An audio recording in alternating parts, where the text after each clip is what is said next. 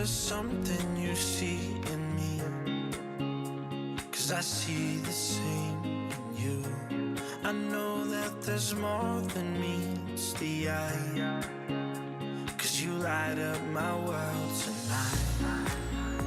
So we should be floating to wherever we're going, 'cause if the sky is an ocean, then we're going slow motion.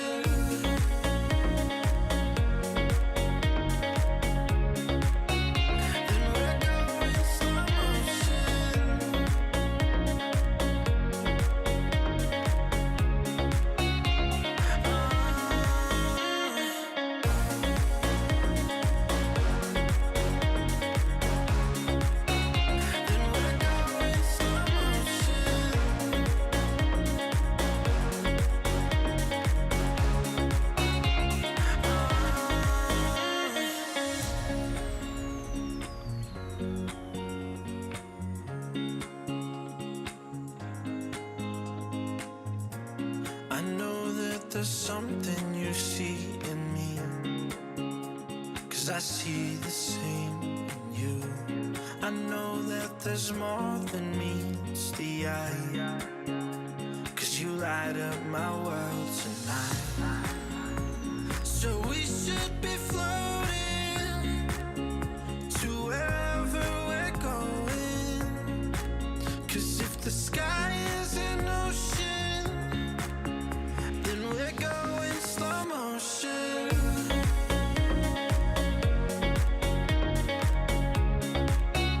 Then we're going slow motion.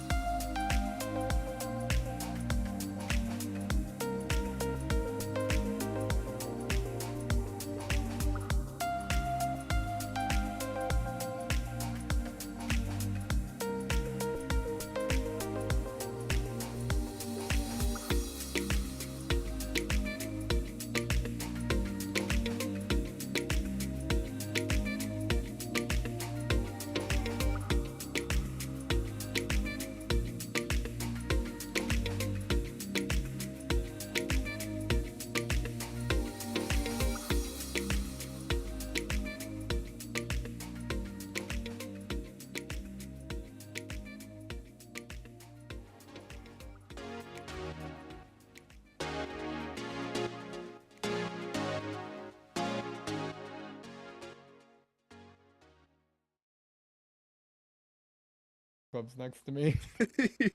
I You have your tub of popcorn. You like want some? Yeah. I And I like gotta, one I of the gotta like clubs have a like golf starts ball in my scooping it out. hand, just really get the feel for it. maybe it's not you, Brian, but I was definitely the one who grew up like when I was watching movies, especially sports movies. I had like the football helmet on, or I was wearing my hockey stuff. I had that like Okay. I'm for sure was dressed for the movie. No, I wasn't that. I was thinking about probably Matt over watching here it tomorrow though. Do you do what now? I'm golfing. I Oh. have a round of golf with Uncle James tomorrow. We're Oh, we're playing nice. a golf course that just got remodeled, so I can't wait to get out there. And then afterwards, I was like, you know what? This kind of feels like a Happy Gilmore 2 type of vibing day. So I think I'll watch it tomorrow night. I like that. I think that's a good plan. Yeah. I'm surprised I watched it before you. Full day of golf. Well, I rewatched Happy Gilmore and then just immediately watched number 2 because I guess the first one's about to leave Netflix in a couple days. Yeah, the first one is like memory rent free in my head, dude. Like I definitely don't need to It's rewatch it to funnier. remind myself what happened. It's funnier each time you watch it. Oh, I've 100%. seen Oh it- my God, yes. It's I've seen it probably like 4 or 5 times now. It's Talk to Just me gets when you're in funnier the the more you double watch it. digits. It really does. Yeah. Yeah. yeah. I've watched it, the amount of times even par score is on a golf course. Which is 72. I was gonna say 10. I don't. It's so I don't know. I probably haven't watched it 72 times, but Yeah. it's one of those where it's like I'm watching it and I can pretty much tell you what line is coming up next. And we did Happy Gilmore. What was it, last year, right? Yeah. Maybe 2 years ago, but it was I'd say recent enough. I feel like it was last year. I felt like we had a big golf year one time where I think we did Oh the yeah, greatest totally. game. It was last November. Was it my pick or your pick? It was my pick. Yeah. Yeah. We went Psycho to Happy Gilmore. Well, hey, it is your pick tonight, and we're out of the theme, so you could always pick number 2. True story. Yeah. Well, But yeah, I don't want to hear anything about it. Yeah, I wasn't gonna say anything. I've done my homework. I haven't even looked up cameos. I haven't looked up anything. I just want to go in blind. Yeah. Good call. I'm just excited that they brought everybody back. That's the one thing I know. I know Julie's back. I know Adam's obviously back. Shooter is back. And then the rest I don't want to know because I've heard that it's cameo galore. The only like, and this is not, I feel like this isn't a spoiler for the movie or anything, but the only like real rumor or anything I'd heard about Happy Gilmore 2 was that early on in production they were trying to have something like more meaningful with Chubbs and that kind of a thing, but then Carl Weathers died, so they had to rewrite and change all of that stuff that they were doing. So whatever they were doing originally, I think it was more Chubb centric, and then again Carl Weathers passes, so deviate, change it up. But Damn. yeah, it would have been interesting. to Happy see. Gilmore, just a bad omen for Chubbs. Poor man. Chubbs. Yeah. It did give us one of the greatest lines, though. You're pretty sick, Chubbs. Nobody remember that one? You're saying that's the greatest line? That's the greatest line. For Chubbs. Like, for Carl Weathers, like, that's such a great line. You're pretty sick, Chubbs. It's about Chubbs? No, just me? Okay. I don't know what you're talking about. Doesn't matter, man. Doesn't matter. Shall we talk about Subservience? Sure. Okay. Alligator bit my hand off, but I got even with him. God, that was terrifying when he pulls out that eye. Price is wrong.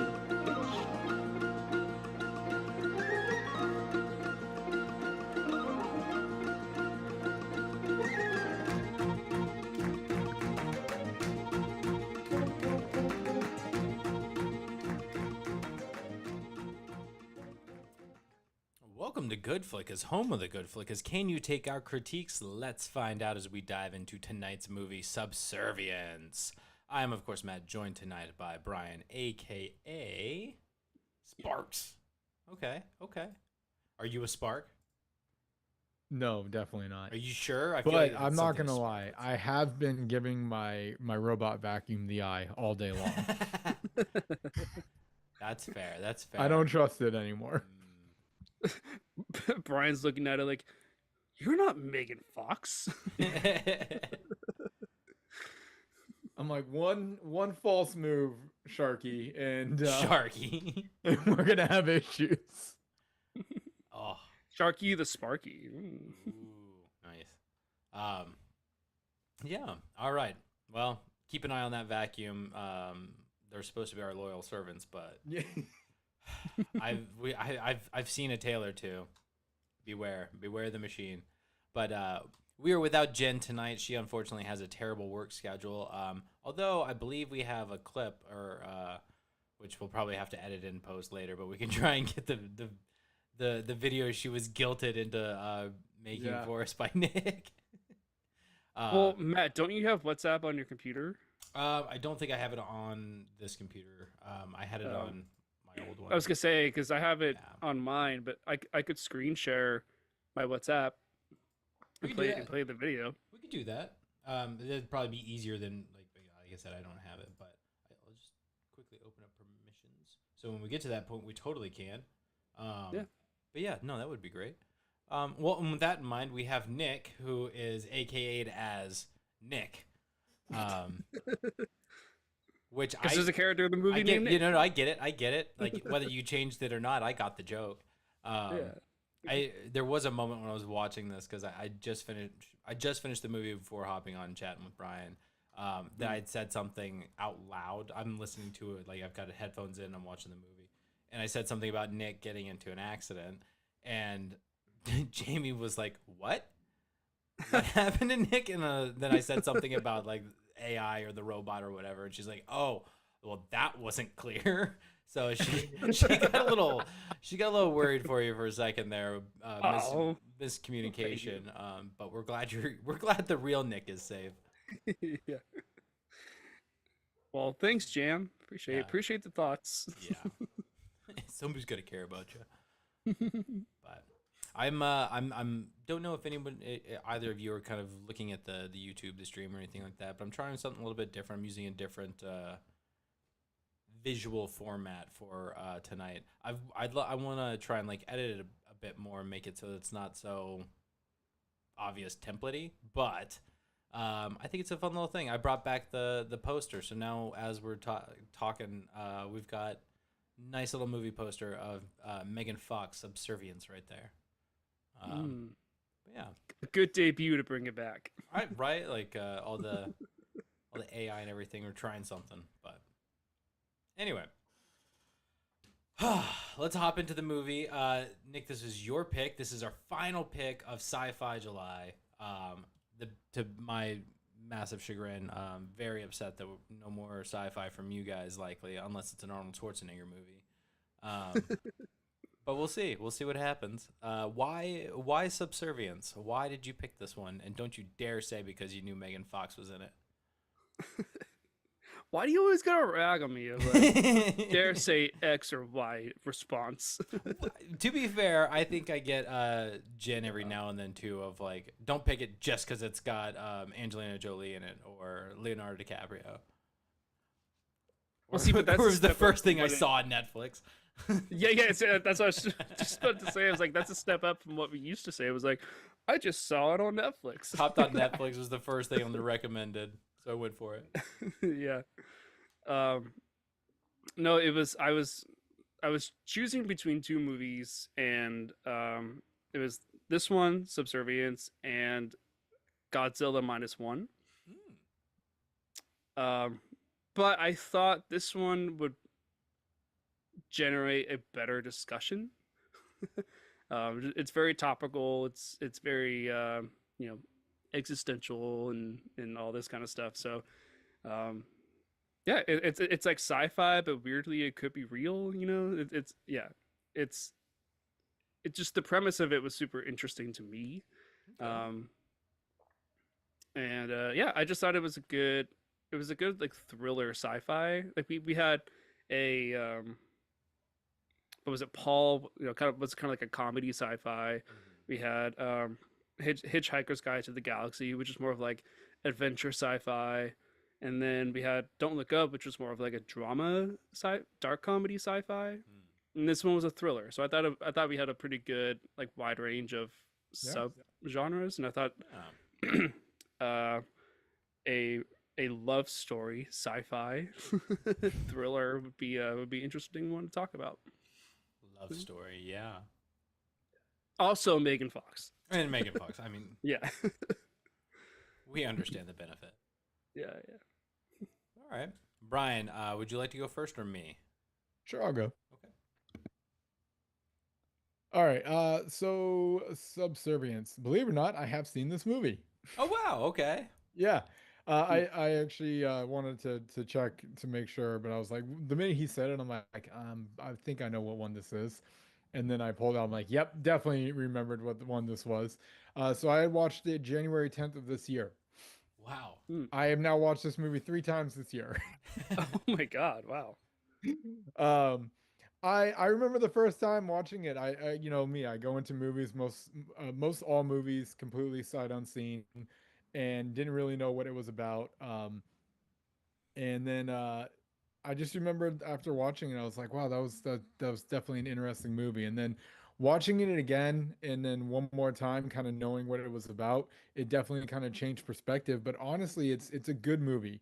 I do feel it gets a little on the we've lost control of the wheel in the last 20 to 25 minutes.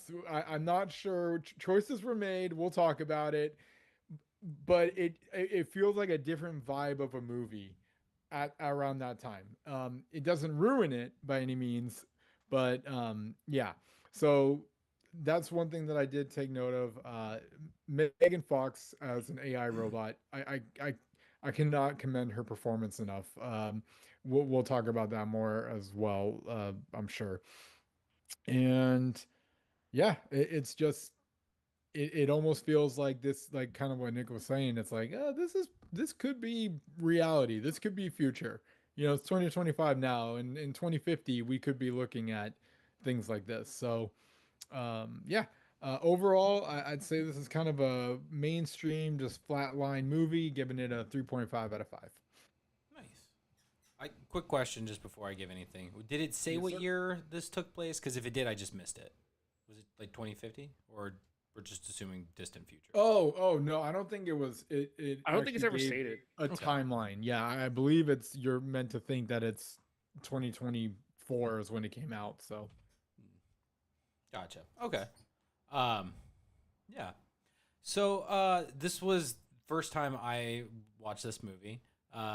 When you had picked it, I was like, Subservience. It doesn't sound familiar. Not familiar. Looked it up and like saw what it was. I'm like, oh yeah, I've definitely heard of this movie. So I went into it kind of knowing what to expect, and technically this movie is pretty sound. The cinematography is good. I like how kind of artistic certain things are. The sound editing is good. Acting is great. Like, I mean, it's everything about this movie is well done. It is not anything to kind of scoff at, but ultimately the story is just it's bland to me. It hits all of the same kind of notes as most AI movies. The romance of certain things, and even like tying into a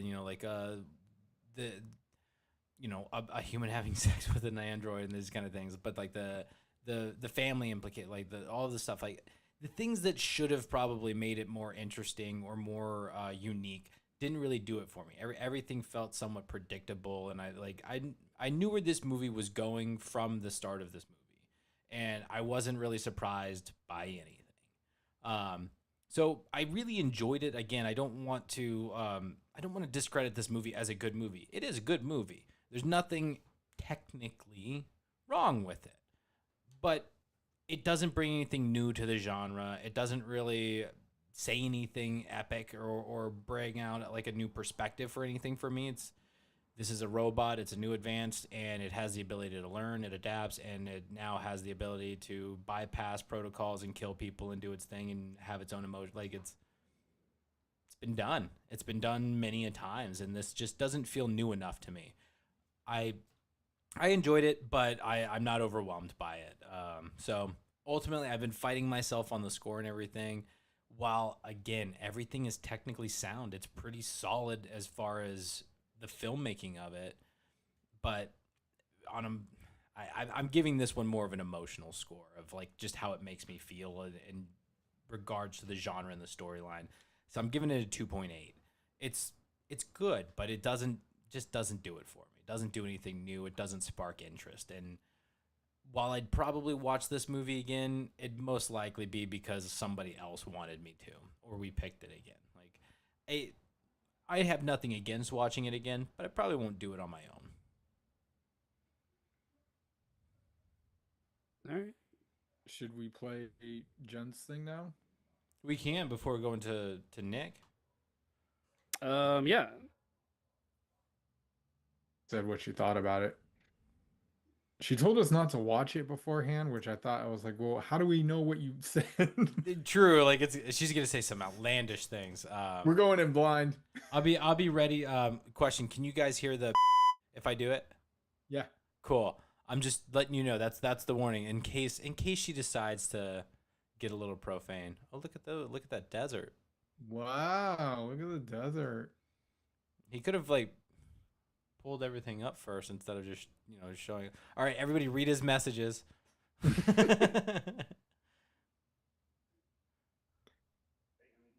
right, are you sharing sound?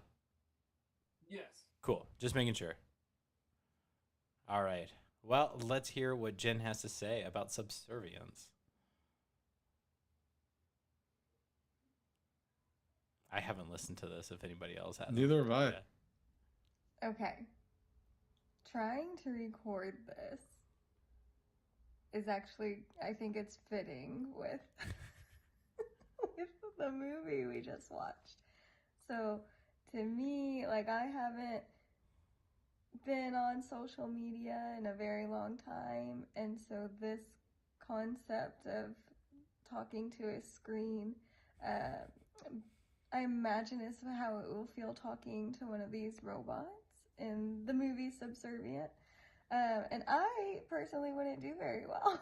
This is extremely weird.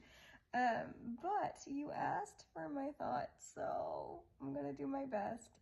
I've never seen this movie before. I don't think I even heard of it really. And my thoughts, okay? This is so weird. Bear with me, guys. We're gonna get this out. But wrap it up, Jen. So I enjoyed the movie. It was good. I would watch it again. I liked the story of it, and yeah, I think we're halfway there, like here we are talking on screens all day long. I don't know, I can't really do people, I can't do screens, I'm just a little hermit, but that's me. Yeah, so overall,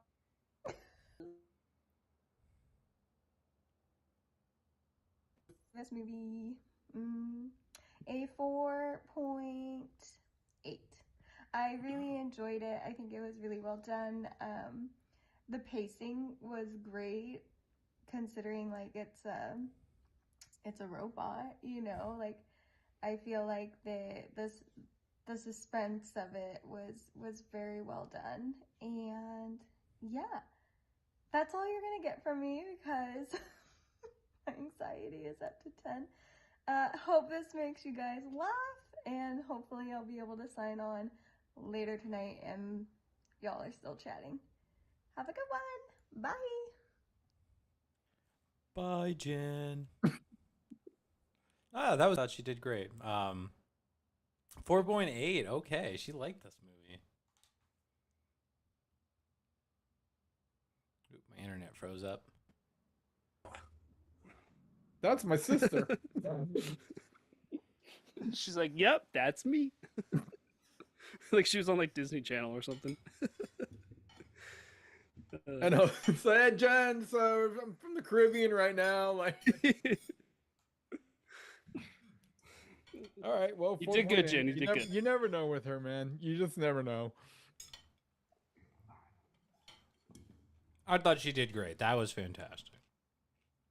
Yeah, she did fine. All right. Nick, settle Hey, you know in. what? I'll take Get that comfy. 4.8. Oh. I'm over here tanking it, but Yeah, so Subservience, I had never heard of this movie, first time watch. It really was kind of one of those things. I was just scrolling through Netflix and then it caught my eye. And yeah, I thought this movie was well done. Matt, you said that the cinematography, excellent. Um, the the acting from Megan Fox is top notch. Like when you first see her on screen, like I got chills, you know, just her slight head movements and everything. Yeah. you got chills, huh? Are they multiplying? Had to.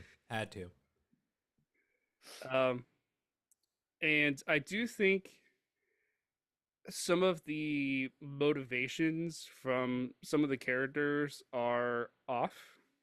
Um, I think some of the writing could be better. I do think some parts of the plot just kind of skip ahead too quickly without context in between.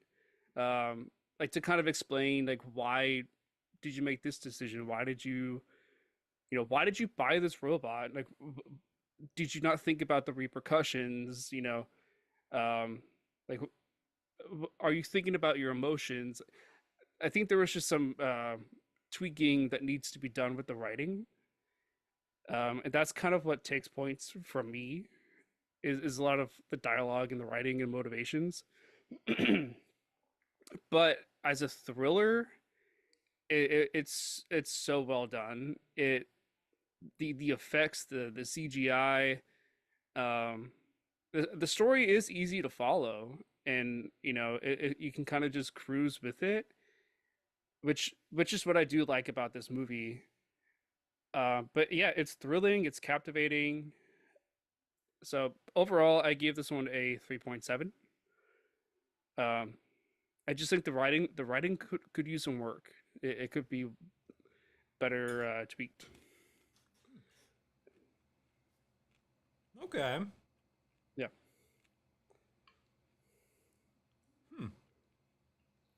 All right.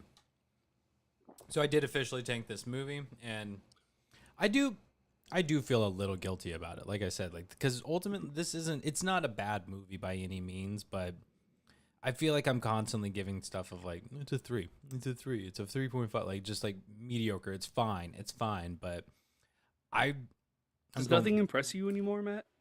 well, it's just this. Like I said, this was for me. It was very predictable of how things were going to turn out, how things were going to go. Like, and maybe, like you said, maybe it was the writing. We can blame it on that, but like ultimately, it's just very, very lackluster for me. But it's technically sound. I don't want to say I wouldn't recommend this movie to people. Like, I'm not going to be the one preaching, "Don't see this movie, don't watch it." No, it's fine. It's a good one. It's just not too different from what you've seen. But so a lot of your score is docked because you wanted to see something new and different. That's what It's I feel. like AI robots, right? But that's what I feel like sci-fi should be about to some degree. Like if you're not just trying to make like a statement or using the sci-fi in like a comedic parodying kind of way to or satirical in that sense, like I try to do something new with it. It's science fiction. Like yes, artificial intelligence is happening. We're experiencing it now, and like it's applicable, and these fears are rational and logical, but it's the same problem that has been preached since Isaac Asimov and iRobot. Like it's this artificial intelligence fear has existed for decades, and this doesn't do anything new to it. It just rehashes that same fear, those same possibilities. That's fair. Yeah, it's fair. So, again, doesn't mean that it's not a sound movie, that it's not worth giving a watch. Because there's unique enough things within it that are, that's where the filmmaking comes in. Like, it is something visually different, but ultimately it's something you've seen before. Yeah. So, like I said, my score is with that. like I said, my score is mostly emotional. It's not about the movie itself. It's how I respond to it. Sure. Yeah. So, yeah. But with that said, that's how you should rate movies. I fight myself sometimes where like the balance of like technical versus emotion. So this one, emotion's kind of weighing out more, and that's where I feel like it's affecting the score in a Well, wait, hold on. negative way. For things like major critics, Yeah. don't they usually rate movies based on like a technical aspect? Like they try to keep their own emotions out of it. Is that true? Do you think? I would certainly say it like depends on critiquing it from an objective standpoint, I guess is what I'm saying. I think movie critics, they take segments, right? Segment A, the acting. How good is the acting? Segment B, how good is the directing? Segment C, how good is the cinematography? Segment D, how good is the score? And then they kind of evaluate everything and then discuss what their opinion is. Well, because there's a standard for like how good the acting should be. Should be like those standards of what is good today. Not just based on their own opinions, but the general consensus is on what But people think is even good. Raj has blatantly expressed his opinion in reviews that we've read throughout the years doing this. Yeah. Yeah. I guess it is a mix of both. It's got to be like a holistic kind of thing, right? Well, let's be real with ourselves here. We are critics. We've been doing this for 5 years. We have been critiquing movies. We are critics. And I think it's impossible not to have a bit of emotion involved with it, like a personal opinion, because Agree. one, it's an art form, so it's subjective to you as a person.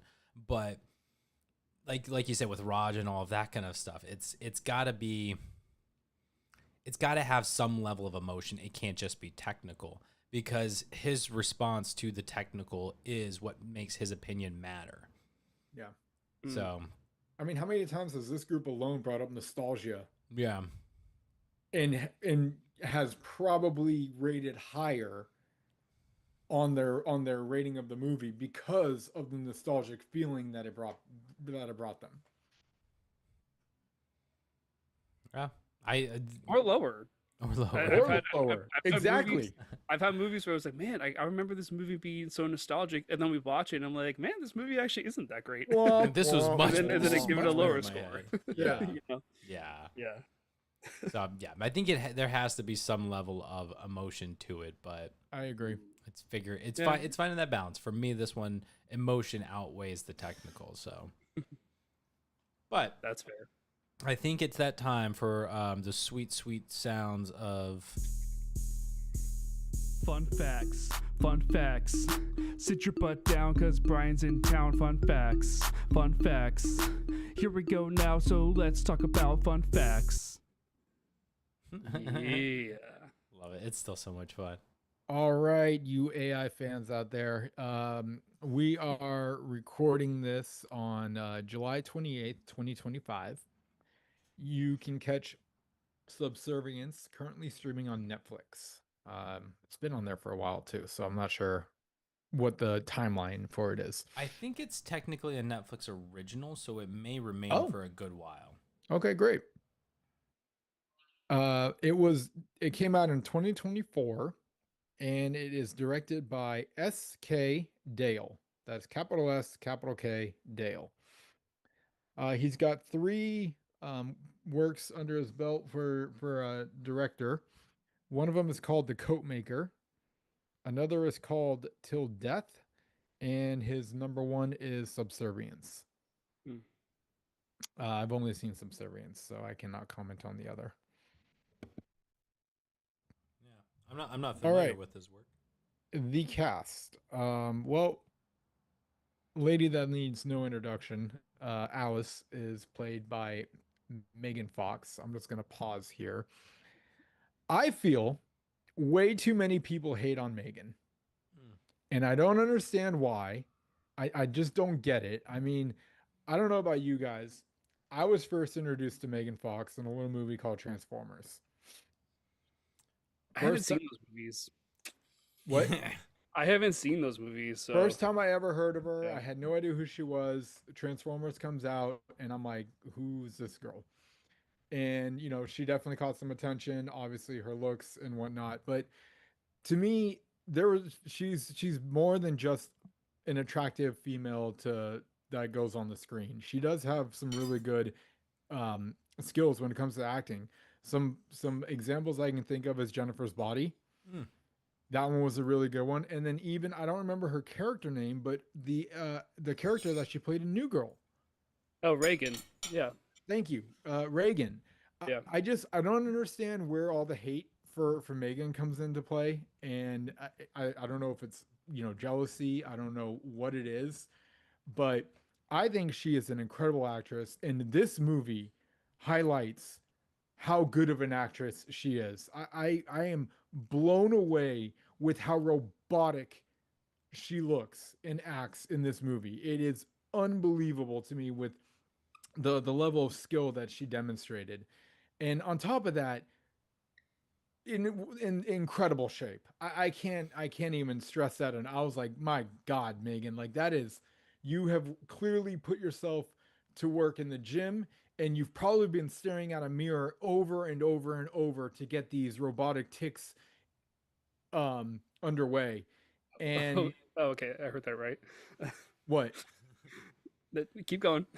Oh, um anyway, to get the robotic movements that she's trying to perfect, I can't talk enough positivity about Megan. Like, people need to get off her back, man. I know she's had like weird relationship issues and stuff like that, but that shouldn't be anything correlated to what she's doing when she's on screen and when she's giving her skills. And I mean, it's just incredible with especially with what she did in this movie. I'm just absolutely shocked at how good it was. Go ahead, Matt. Shocked. Shooketh. I agree with you. Like, what I really like about what Megan did in this role of, excuse me, being essentially being an android, being a robot, and she has that like rigidness of like, I am a machine. I have perfect posture. Like all of these Yes. things, and like how she moves. But at no point does it ever feel like she's a robot. Like it's just rigid enough to feel non-human, but not so far in the other direction that it's like, I'm clearly a robot. Like it's. And I would love to see the raw footage, the behind the scenes of the scene when she is in the diner towards the end and she's all messed up and she's glitching, because I really hope, because it looks like it is, that whole effect on her face and everything is prosthetic. That's something they've added and probably have like just boosted up with CGI, but for the most part it's her. And imagining her, like picturing her just in front of the camera reading these lines and having these like the twitch, the click of like twitch, of a malfunctioning robot. Like it's incredible that it's never over the top. It's just enough to feel real and in the moment, like this is an actual android, without ever making it seem like it's a person pretending to be a robot. She's really nailing that, and I'm with you. She also made it seem like she did not have emotions. She seemed literally emotionless on camera.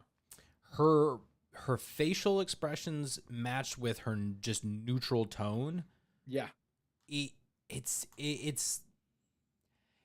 what's impressive about doing little. Like, sometimes people do too much for a role. They try too hard to Yes. portray something, and she does not necessarily the exact opposite, but the opposite of extreme. Like, instead of doing too much, it's the subtlety. It's the little things that she does that sells it.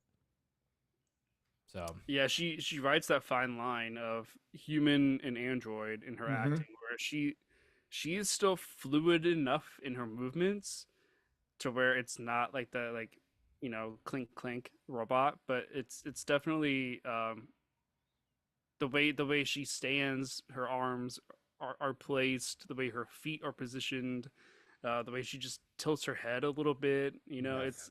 She writes that fine line so perfectly well.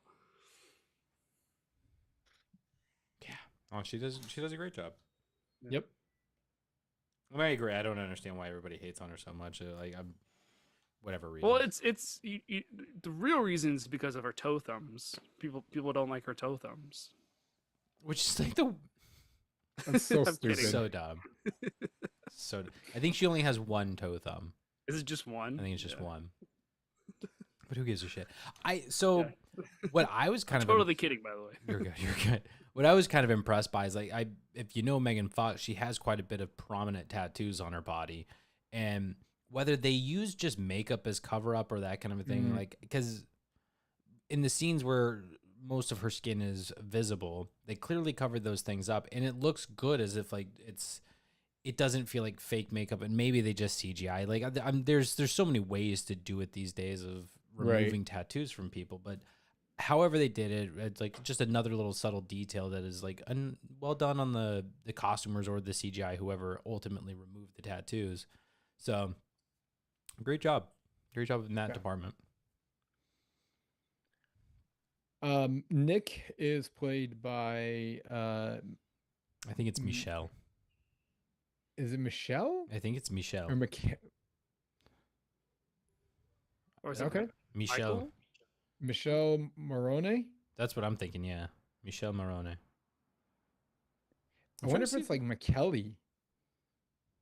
It's Italian, so I would think Michelle. Michele Morone? He's Italian, I should say. Michele, maybe? Michele? Michele? Maybe just Michele Morone? Mickey, eh? I'm trying to see if there's a pronunciation somewhere on IMDb Yeah. for it, but like, I'd say Michelle. The other one that I'll throw out that I recognized is who plays Maggie. That is played by Madeline Zima. Now, any of you 90s fans out there may know her as a little girl Go on. whose character name was Gracie. Any Matt, it seems like you got it. Nick? Yeah, I know. No, it's not coming to me. That's all right. It's a little TV show called The Nanny. The Nanny. I didn't really watch that. Yeah, and she currently streaming on Peacock right now, I believe. But yeah, so she plays little Gracie in The Nanny, which I just found very, very interesting. Like to think of like Gracie grows up to find an AI torture housekeeper robot. Just to fighting AI robots, yeah. Yeah. I when I was looking at the cast list and I saw her, like, I was like, Madeline Zima. I'm like, she looks familiar. Who is she? And like, I scan back, I see The Nanny. I'm like, that's it. Like, immediately, I'm like, it clicked who it was. But the other one that little Gracie has grown up. Yeah, but the other movie that actually I think about her in is A Cinderella Story with Hilary Duff and Chad Michael Murray. Do you remember? Yeah, I haven't seen that one in a while. She's one of the stepsisters, and she's kind of like she's the tall, lanky one that's like supposed, like, she's like really dumb. So it's funny to see, like, and think of it, like you said, seeing her go. Is that Gisela? I don't think they have those kind of names. Okay. It's Brianna. Yeah. So the stepsisters Definitely are not Brianna and Gabriella. Okay. But yeah, like I mean, Didn't sure. even keep the real names. Wow. Well, it's she's not Cinderella. It's just a Cinderella story. Good call. But it also, God, a Cinderella story spawned off of like 1, 2, 3, 4, 5 sequels to I shouldn't say sequels, but spinoffs really from that one movie. It got got 5 spinoffs. God, it's insane. Anyway, yeah, I think she's really funny. So I really I like seeing her in this role. I like seeing her in a more serious thing, and like again with my memory of her being Grace from Nanny and the silly stepsister from A Cinderella Story. Like this is a complete 180 from any of those roles, and I think she crushes it. So like huge shout out to her for her acting in this. She does absolutely incredible. Huge shout out, and also for Michel, like as Nick. I mean, I think he's on screen 90% of this movie, and he's doing a great job as well. He's phenomenal throughout. Anyone have any others to shout out? I mean, It's pretty bare bones. Skeletal cast here. Yeah. It's not like Paul, where it was like Yeah. celebrity after celebrity. Nah, and I looked at the entire cast for any names that seemed to like really stick out or anything, but like nobody really is that familiar All of a 15 face. names. Yeah. No. You know what's funny is I thought Michel was like Middle Eastern or like Mediterranean. I didn't realize he was Italian. Yeah. He had an accent that I couldn't quite place because sometimes it would get thicker and sometimes it would fade. And I kind of got the impression that maybe at some point in the filming, it was like, hey, try doing it with like an American accent, or vice versa. Like, hey, the American accent's not working. Just let your accent come through. And it just, because it's not a major thing, but it just felt like at times his accent was wavy. It was really like, strong, right? Yeah, like sometimes it was strong, sometimes it was weaker, and I was like, he has an accent, but I can't place what accent. To me, it sounds a little Middle Eastern, but I don't think Middle Eastern. no. I was definitely thinking like Latin of some kind, Spanish, but I didn't have Italian in my head. Yeah, same. All right. And speaking of Italy, everybody's going there. Maybe you'll run into Michel and you can ask him how to pronounce his name. There you go.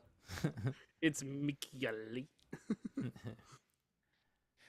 So the ratings, GoodFlickas, we're giving this one a 3.7 out of 5 stars. Okay. Hey, that was my rating. That was your rating. I don't feel awful. I don't feel awful. I am the average. I gave it a 3.5, so we're right there, Nick. The So rest you're below average. Then. The rest don't know what we're talking about. IMDb gives us a 5.4 out of 10. Letterboxd, the hating fucking trolls that they are, give it a 1.9 out of 5 stars. Whoa. I'm sorry. Like, What? that is just so harsh. Damn. Matt's dying. Breathe, buddy. You going just ham on the Letterboxd reviews is hilarious to me. Because you introduced me to Letterboxd. I'd never heard of it before, and you have been so consistent with it for like the last 5 years or so. And Yes, I have. it is hilarious to me. You're like, the friggin' trolls over at Letterboxd, these fucking assholes are bullshit and Trash over there. Meanwhile, you're gonna go watch the next movie and hop onto Letterboxd and like, okay, this was really fucking good. Like, you're gonna keep doing it. You're gonna be one of the trolls. Would you like me to read some of the reviews straight from Letterboxd? Please. That I am curious about. Yes, if you've got All it. right. You said 1.9 was the score? 1.9 out of 5. Ugh. Oh, and then Roger Ebert website did not even review it. They haven't gotten to it yet. Not disclosed. Yeah. All right. This is we're going in pretty much blind. Is this by popularity? How's this sorted? Let me see. What do you guys want to? Yeah. Okay. So it's sorted by popularity. You want that one? Sure. I just kind of want to hear what people are saying that would lead this to be a 1.9. All right. This one gave it a 1 star. Okay. Quote, I want to know who was freaky enough to make the quote for this, don't turn her on. Oh my god. This is a 2.5 star. A woman waits in the hospital for a heart transplant while her husband sits at home with their 2 children. He buys a robot to help around the house. The robot is Megan Fox. The look on his wife's face when she sees her is the funniest thing I've seen all year. What? 1.5. I love how they gave this an ambiguous ending, like it was going to get a sequel. Mm. 1.5. No way she's doing any housework with those nails. Oh my god. 1.5. We got a new Megan Fox movie, but at what cost? That's it? 2.5. Megan Fox's bills must be high. Jeez. Oh my god. 2 star. Megan, but M3 GAN sequel is a lot hornier than I expected. So I keep seeing an M3 GAN. This is a movie that I've never seen, I imagine. Matt, go ahead. So Megan is same kind of concept of it's like a doll, right? It's an AI artificial intelligence robot android that's a I've little heard of this. girl that is she goes nuts. Like she starts killing people. Like I haven't seen the movie, but similar thing. Starts off as it's supposed to be a little girl's best friend, companion to protect her and stuff. Starts harming other people in the effort to protect her, and then just goes nuts. It's really cool because it is a girl. How they do the thing. It's a girl who is she's like a contortionist and gymnast and everything. So she's doing like all these dances and like TikTok stuff while killing people. And they just kind of put like a fake head on her so that she can do all of these stuff and it doesn't cause any emotions. But it got a sequel where it's like the Megans have expanded. There's more of them, and if I'm not mistaken, I think that in the sequel, the original Megan like comes back, and it's like a Terminator 2 kind of a thing of like, they're all the bad Megans, but I'm the good Megan, you know? Right. I'm the original. Well, yeah, something along those lines of there's more of them, but there's the good one who's here to help, kind of a thing. Okay. So this would be their joke. I am back. Megan 3.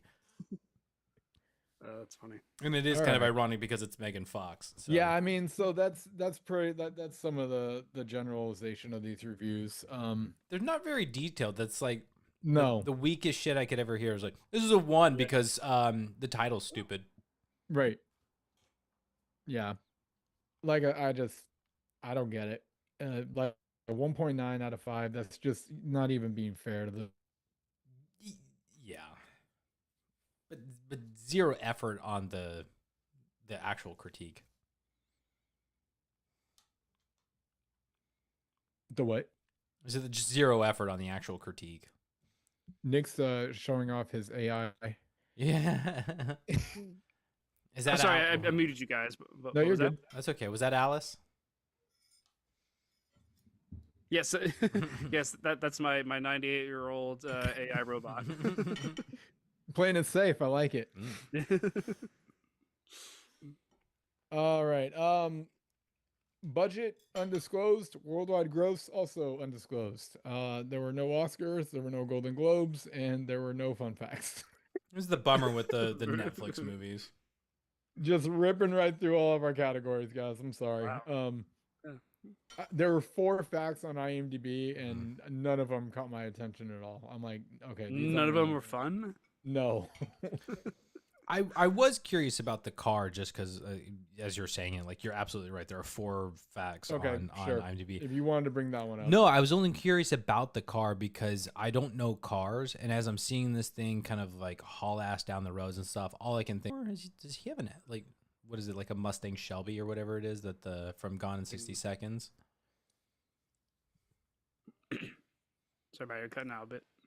So I just wasn't sure as it was driving down. Like I said, I'm not a car person, But as he's driving it down the road and everything, my question was like, is that Eleanor? Is that because Eleanor? I from love Good- how you somehow just linked Gone in 60 Seconds to this one. Man, that's bravo. Seriously, that was my thoughts on the car. So I was really curious. But the fun fact that is the car is it's a 1968 Plymouth Barracuda Fastback, which I've heard of a Plymouth Barracuda, but I mean those are things that mean next to nothing to me. Again, not a car person. So it's not Eleanor. It's not is it a Mustang, a Shelby Mustang, right?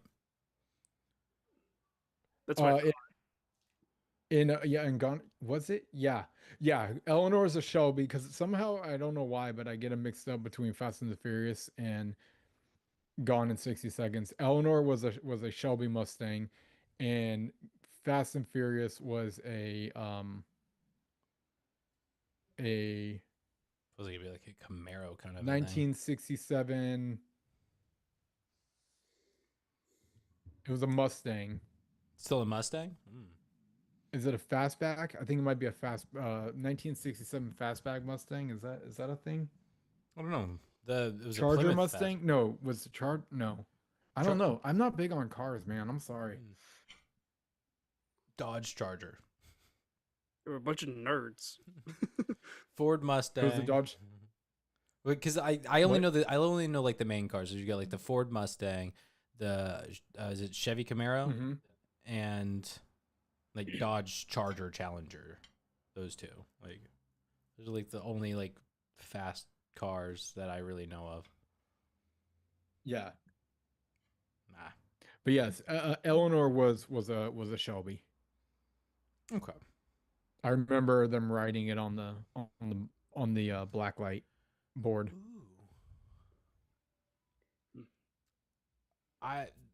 Yes.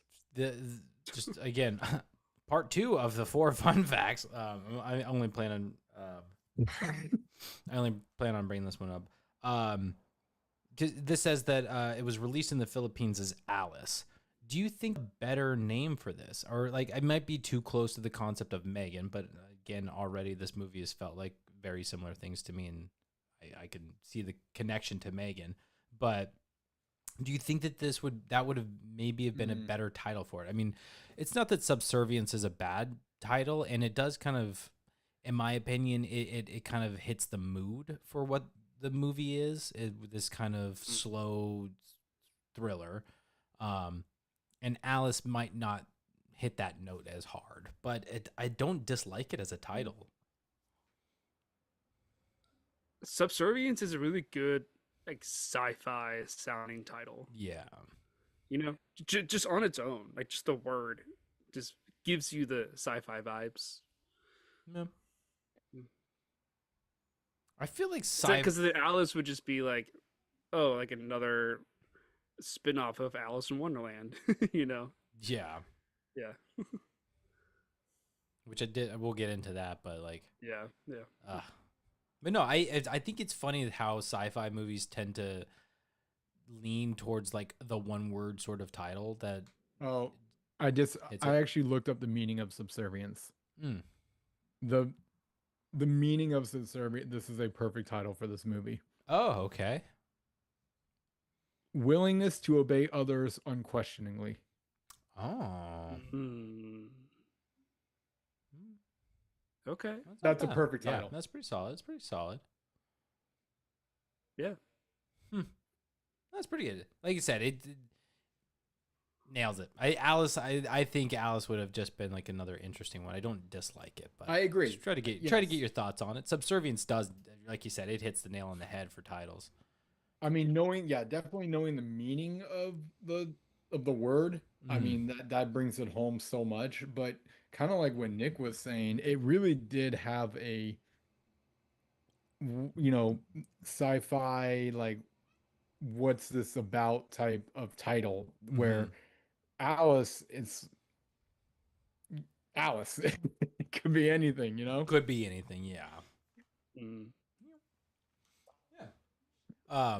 Alice could be like, oh, is there gonna be a psycho doll on the loose? Or Well, that's what I was thinking in my mind, like the one word name movies, like Chucky, you Right. know, like Right. with- Yep. not sci-fi. Well, I think it's funny that sci-fi movie. Oh, I'm frozen. I'll wait a sec. Definition of the word. You're like, no, you guys, perfect title for this movie. Yeah.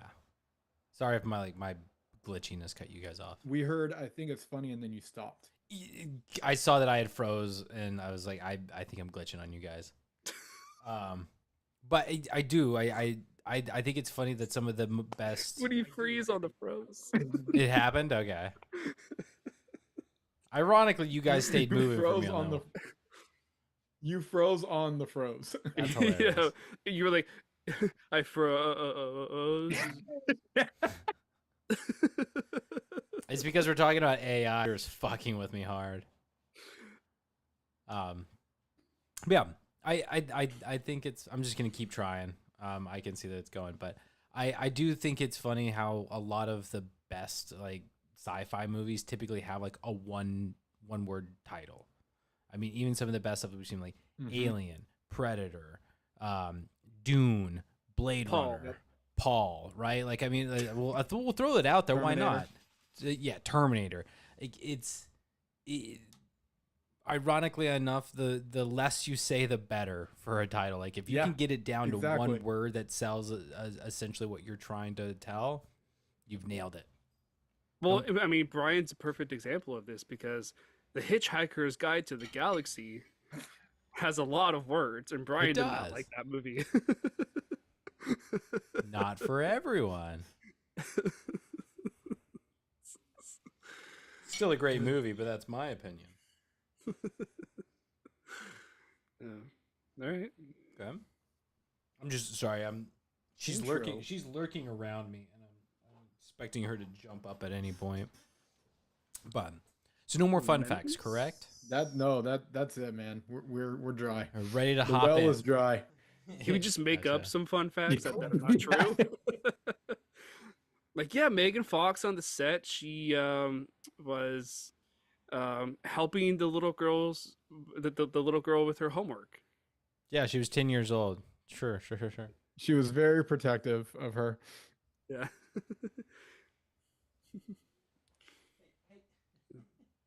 The little kid. What was the baby's name? Adam? Max. Max? Yeah. Was that it? Max was wearing Puma socks. Was he? We're making it up. Puma socks. How did you come up with Puma socks?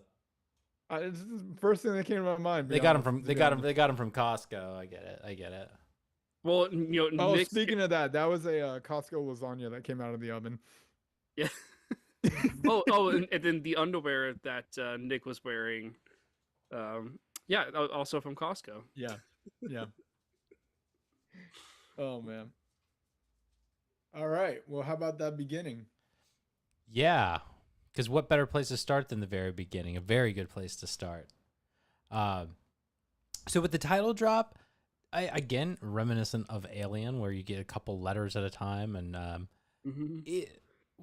I didn't like it. I'll be honest. It did nothing for me in this one. It's like, just drop the title. This random build a word thing is pointless. Go ahead. The title drop I didn't mind. But what are we doing starting off in the snowy trees? Like, there's nothing wilderness related about this movie at all, and yet you're just going to just pan up on these snowy trees and then just show like the city outline. I'm like, okay, why the trees? Why is such a strong emphasis on the trees? No, You probably thought you were watching Twilight. I got Twilight vibes. I'm not gonna lie.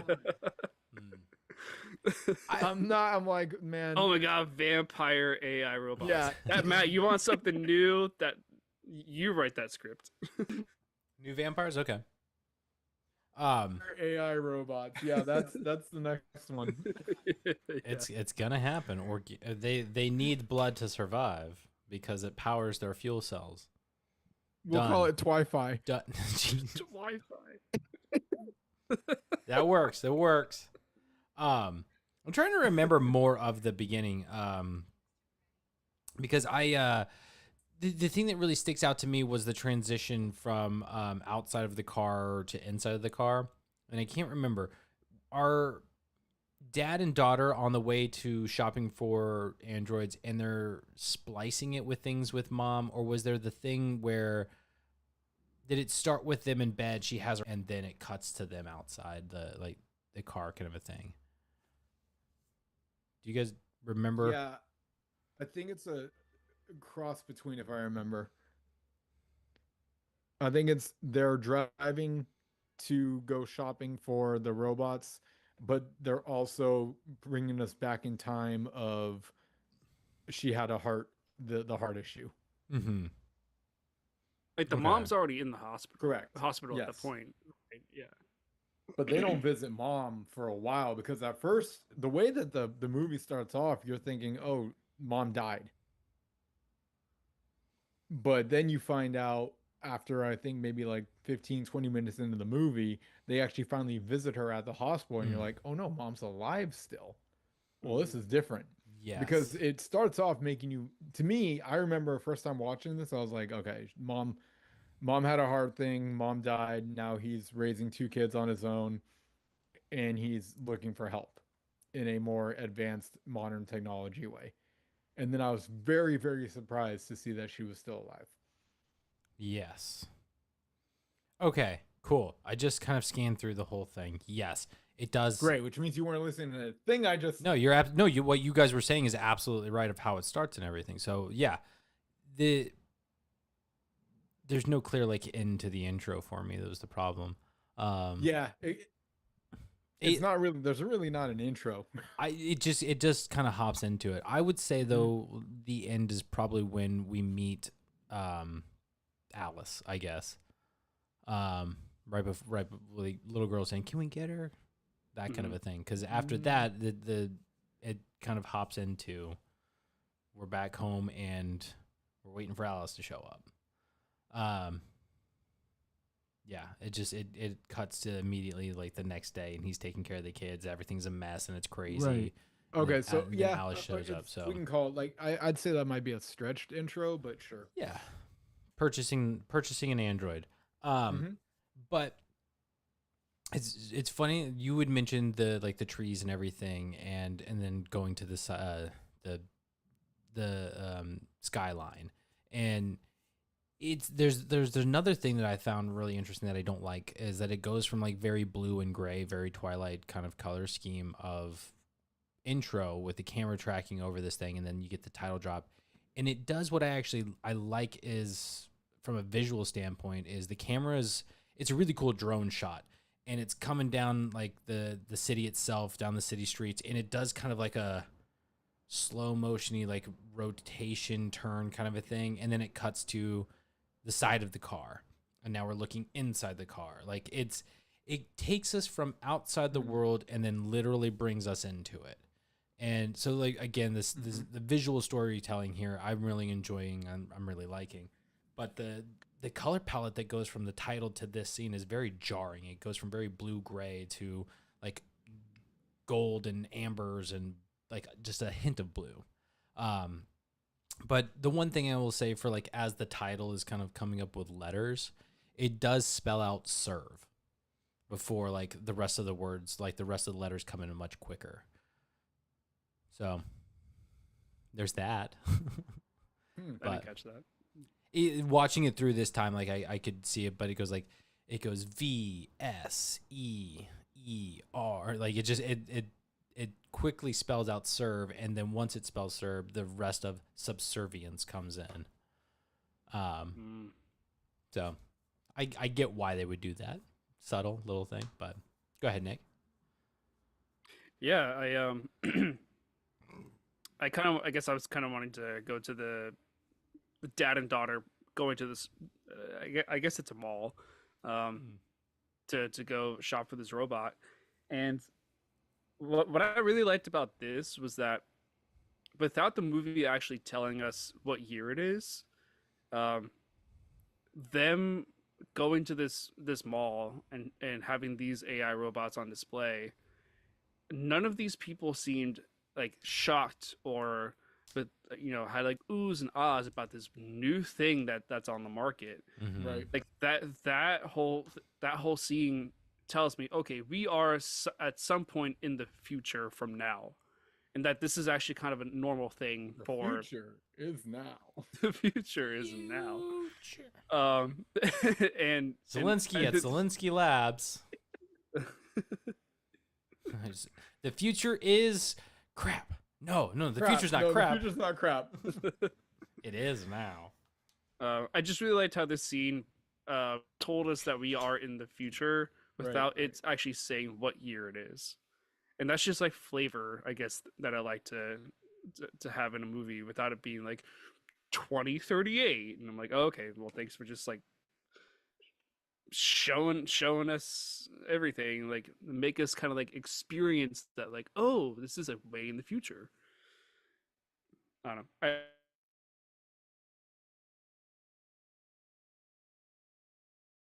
I liked that choice. And the other thing too is I gotta wonder how much do these robots cost? That was my head scratcher. Was it? Yeah, I'm just like, I said, what's the price? I had a question for what's the price estimate for if you're doing like you needed the robot for a house thing, or if you're doing it for they are your construction employees. mm, You get what I'm saying? Like, is there like a different like range? pay by the job kind of Yeah, thing.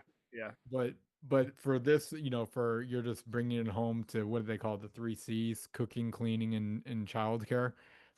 Um, It's like a bundle. yeah. So if you're going for that, like, what are we talking here? Like, I'm Like thinking like $50,000. 250K Oh, geez. was my guess, like right out the bat, and then of course there's probably going to be different softwares that can be installed for like higher upgrades. Maybe it's like after that you have to do like a monthly rental type, or like a monthly fee after you've actually bought the physical device. Now it's like, oh no, now you gotta keep your software updated and we're gonna charge you per month. But I don't know, I might be off, but I was thinking at least it's six figures. Yeah. Because I mean, hell, even like a robot vacuum is anywhere from $400 to $1,000. That's just a vacuum. It goes around and it vacuums your room. These things are straight up cooking dinner, making beds, taking care of the kids, driving them to school. It's like, yeah, They can pour the price coffee. tag is up there. They pour coffee out of their hand. Like, Yeah. Go ahead, Matt. This is something that makes I'm curious about what the entire universe that this exists in, because when you really look around, there's a surprisingly there's not as much technology in use as you would expect. I mean, there's not really people sitting on their iPhones. There's not people on their tablets. Hell, the little girl's reading a physical book. So is Maggie. Like, they don't have Kindles. They don't have, as far as the advanced technology goes, it's these Sparks. It's these androids that basically are the drivers. They are the doctors. They are the nannies and chefs and stuff. Like, they do Bartenders. everything. That's the thing. Like, they do everything. But because they're so commonplace, I mean, even the guy in this movie who hates the Sparks, who does not like these things, had one. He still had one. I get the feeling that these things are kind of like, for us, the equivalent of buying a car. So I would imagine it would be like buying an expensive car, whatever that kind of pricing may be. So like tens of thousands of dollars, maybe $100,000, like you said, six figures. But I imagine buying one of these androids would feel to us like the equivalent of buying a new car, because these guys just walk up into the store like it's no big deal, and they're like, "Yeah, we're gonna pick one up today." Like, you don't. If you're about to drop six figures, that's not something you just casually do. I mean, you could get a loan, yes, like but you would for a car, right? Yeah. he doesn't seem to have to need a loan. Like, he's making plenty of money. but he's making plenty of money in an industry that's also transitioning to Yeah, that's being it's phased out. yeah, it's being transitioned to android labor. So that's the other thing too. It's like it's getting to the point where nobody is working because it's all Sparks doing it. You have a business, great. Hire a robot to do it. They can stay open 24/7 and take care of everything.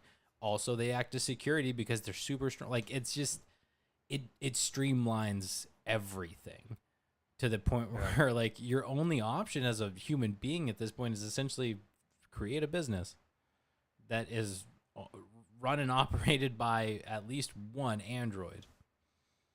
Because there's no point in doing anything yourself. We're already seeing this today. Like a lot of the tech industry is laying off people because AI. There's an AI boom in software, and a lot of this is taking over people's jobs. So it's like we're already seeing it on the software side, whereas this movie is showcasing it in like physical form, right? With construction materials. Like we haven't gotten to that point in our society where humans are being laid off from their jobs because androids are taking over the construction of buildings and homes. But into our world in 2025, we're already seeing the effects of AI taking over jobs. Like to me, that is horrifying, especially with a movie like this showcasing what could be.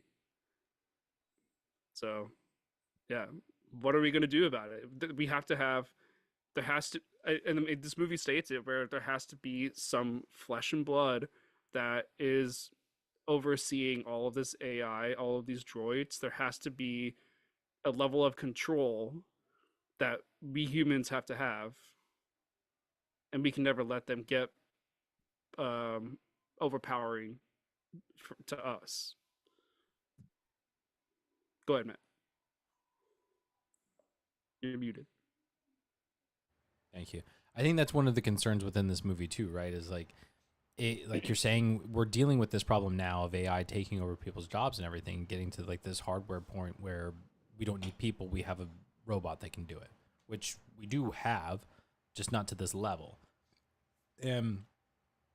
We're fighting for it, like we're fighting for these jobs to remain and everything, so that like a human does it.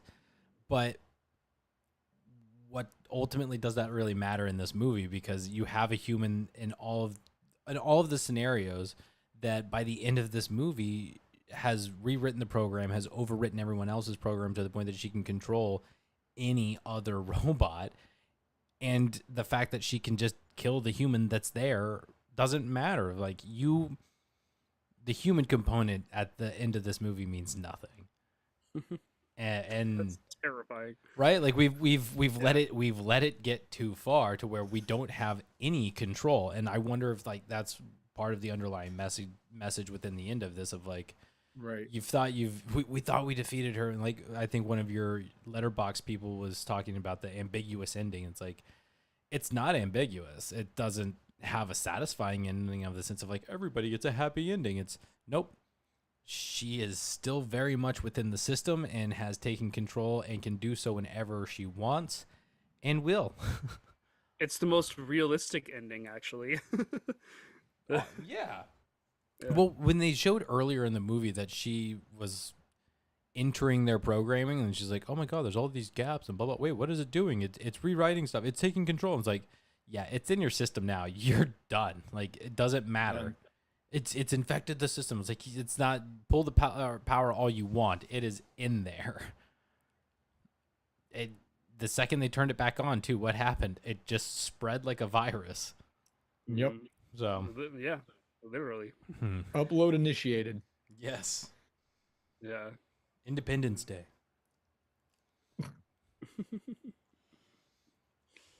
Yeah. Oh, man. So memories? Yeah. Yeah, I'm trying to think about anything else in the beginning. It was, I guess, for going back to the beginning real quick, it was really just a concept for me to be introduced to, where you walk into a mall and it's different AI robots that you could just buy and take home with you. It's like, oh, this one cuts your hedges, and this one's cooking for you, and this one, and we have different style upgrades. And oh, this is our elite status. And I was like, oh, wow, they even have elite. This all seems pretty elite to me, guys. but, but sure, let's rank the eliteness of these AI robots. So it was quite the concept to be introduced to. You know those like showrooms where they have like the spinning circle with the cars. Yeah, like on It's like they state just fairs took and the cars everything. off and replaced them with the AI robots. Exactly. Yeah. Exactly. It's like you go to a state fair and you can see like 72 different style hot tubs. This is this is the same thing, but it's a AI robot that's gonna help better your life. Oh man. So weird. It's weird to think too of like the different models, right? Like you walk into one store and they've got their version of whatever with all of their faces Right. and characteristics. You go down the street to another store where they have all of their robots and it's completely different. Right. Yeah, like what's the Walmart AI version? I'm What's going the Costco version? Yeah. That's the one that's like flinging pancakes at you, like like Sylvester, or yeah, not Sylvester. Wayne Stilinski has got his hands on it and just kind of defected it a little bit. I'm gonna get me my Kirkland signature AI robot today.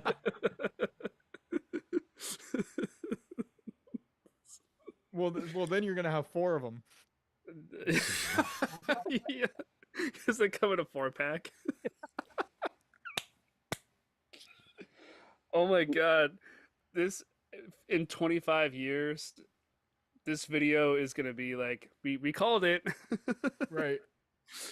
Oh, I don't know man. why I'm still picturing like androids coming in that plastic packaging that's impossible to open. You have to use the scissor. Like it's 4 robots. There's vacuum sealed in this impossible to get open plastic. You're just cutting your hands up trying to get them out. Or you're screaming at it, telling it to open itself. Like blades come out of their bodies, like shink, and then.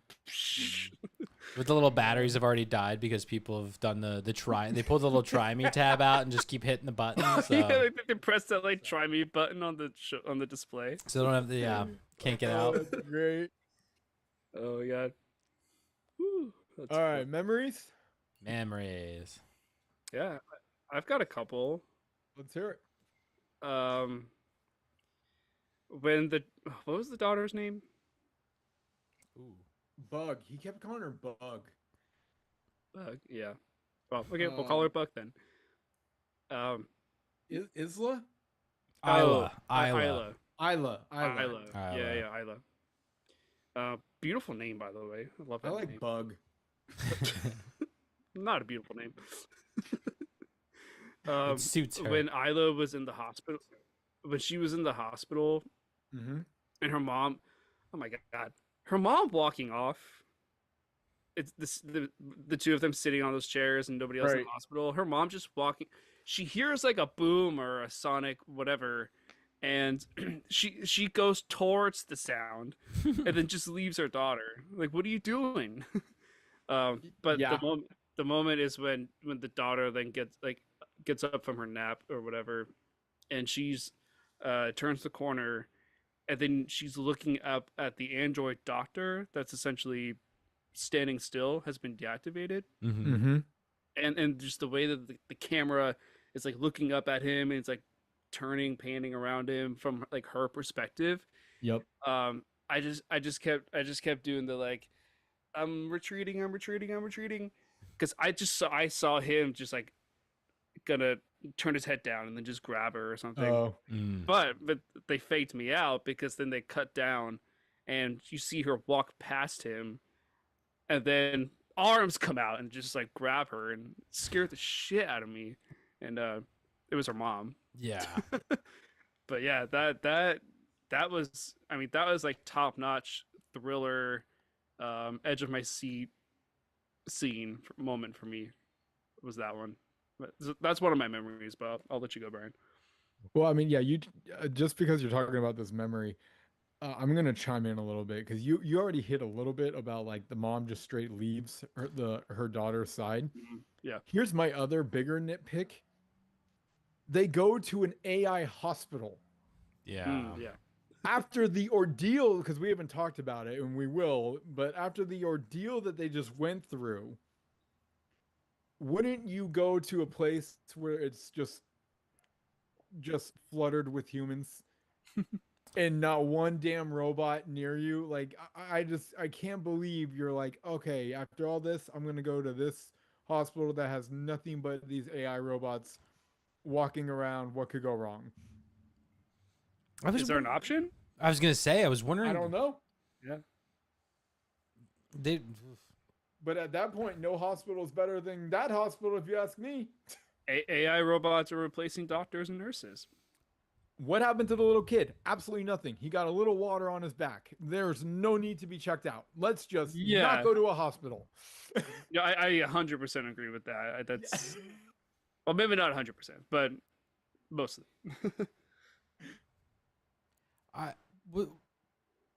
the doctor, the first time that they think they have a heart, but then it's being held up because of the air flight and or the traffic, Right. whatever. Like that was a real doctor, was it not? It.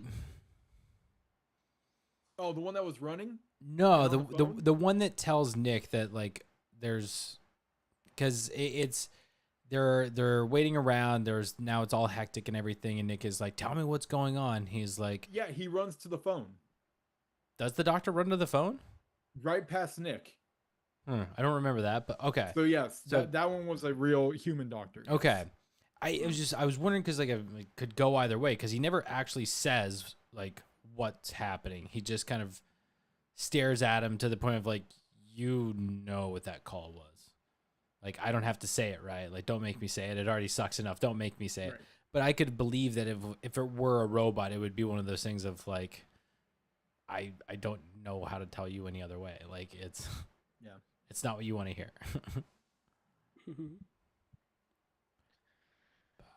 Memories. Who else? Who else?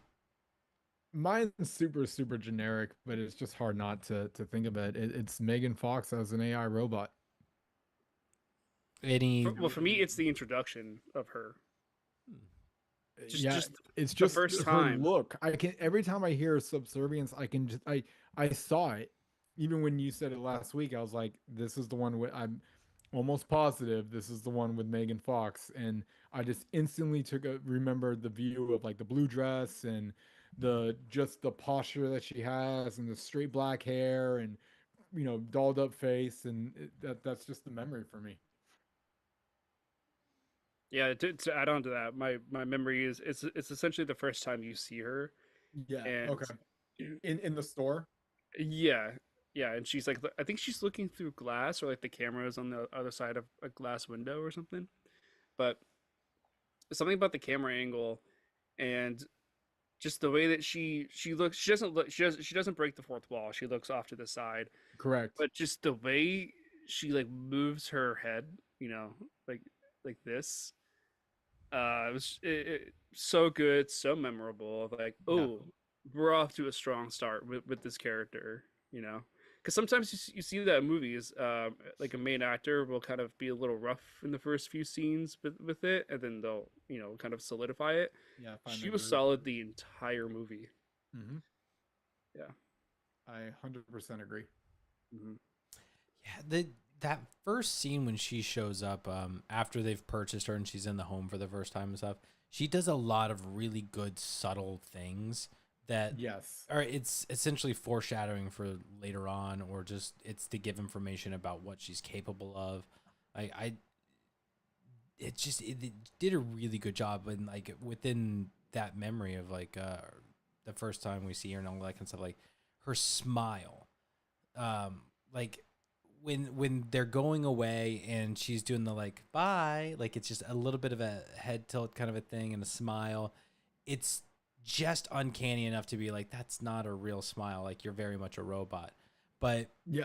as she like learns, gets more ingrained into the family and everything, like those emotions, those things that she's replicating feel more real, more natural, and less like rigid and robot like. Go ahead, Brian.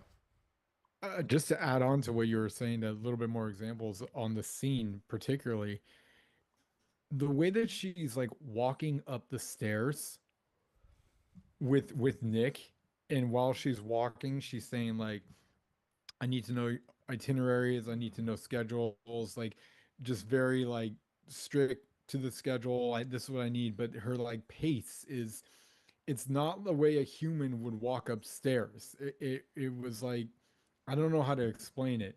And then as she's continuing talking to Nick, they go into Isla's bedroom, or no, I'm sorry, Nick's bedroom, and she's already starting to like slowly make up the bed and pick things up, and the way that she's moving, it didn't seem human, but like you were saying in the very beginning, it didn't seem like a 1980s robot either.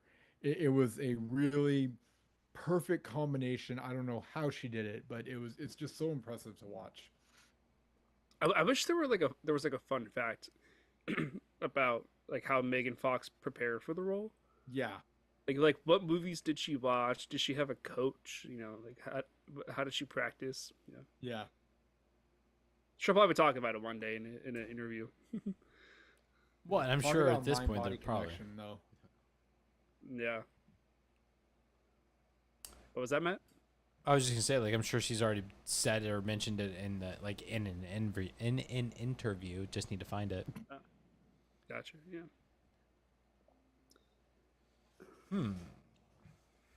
Any memories for you, Matt? Or I'm trying to think of like strong ones.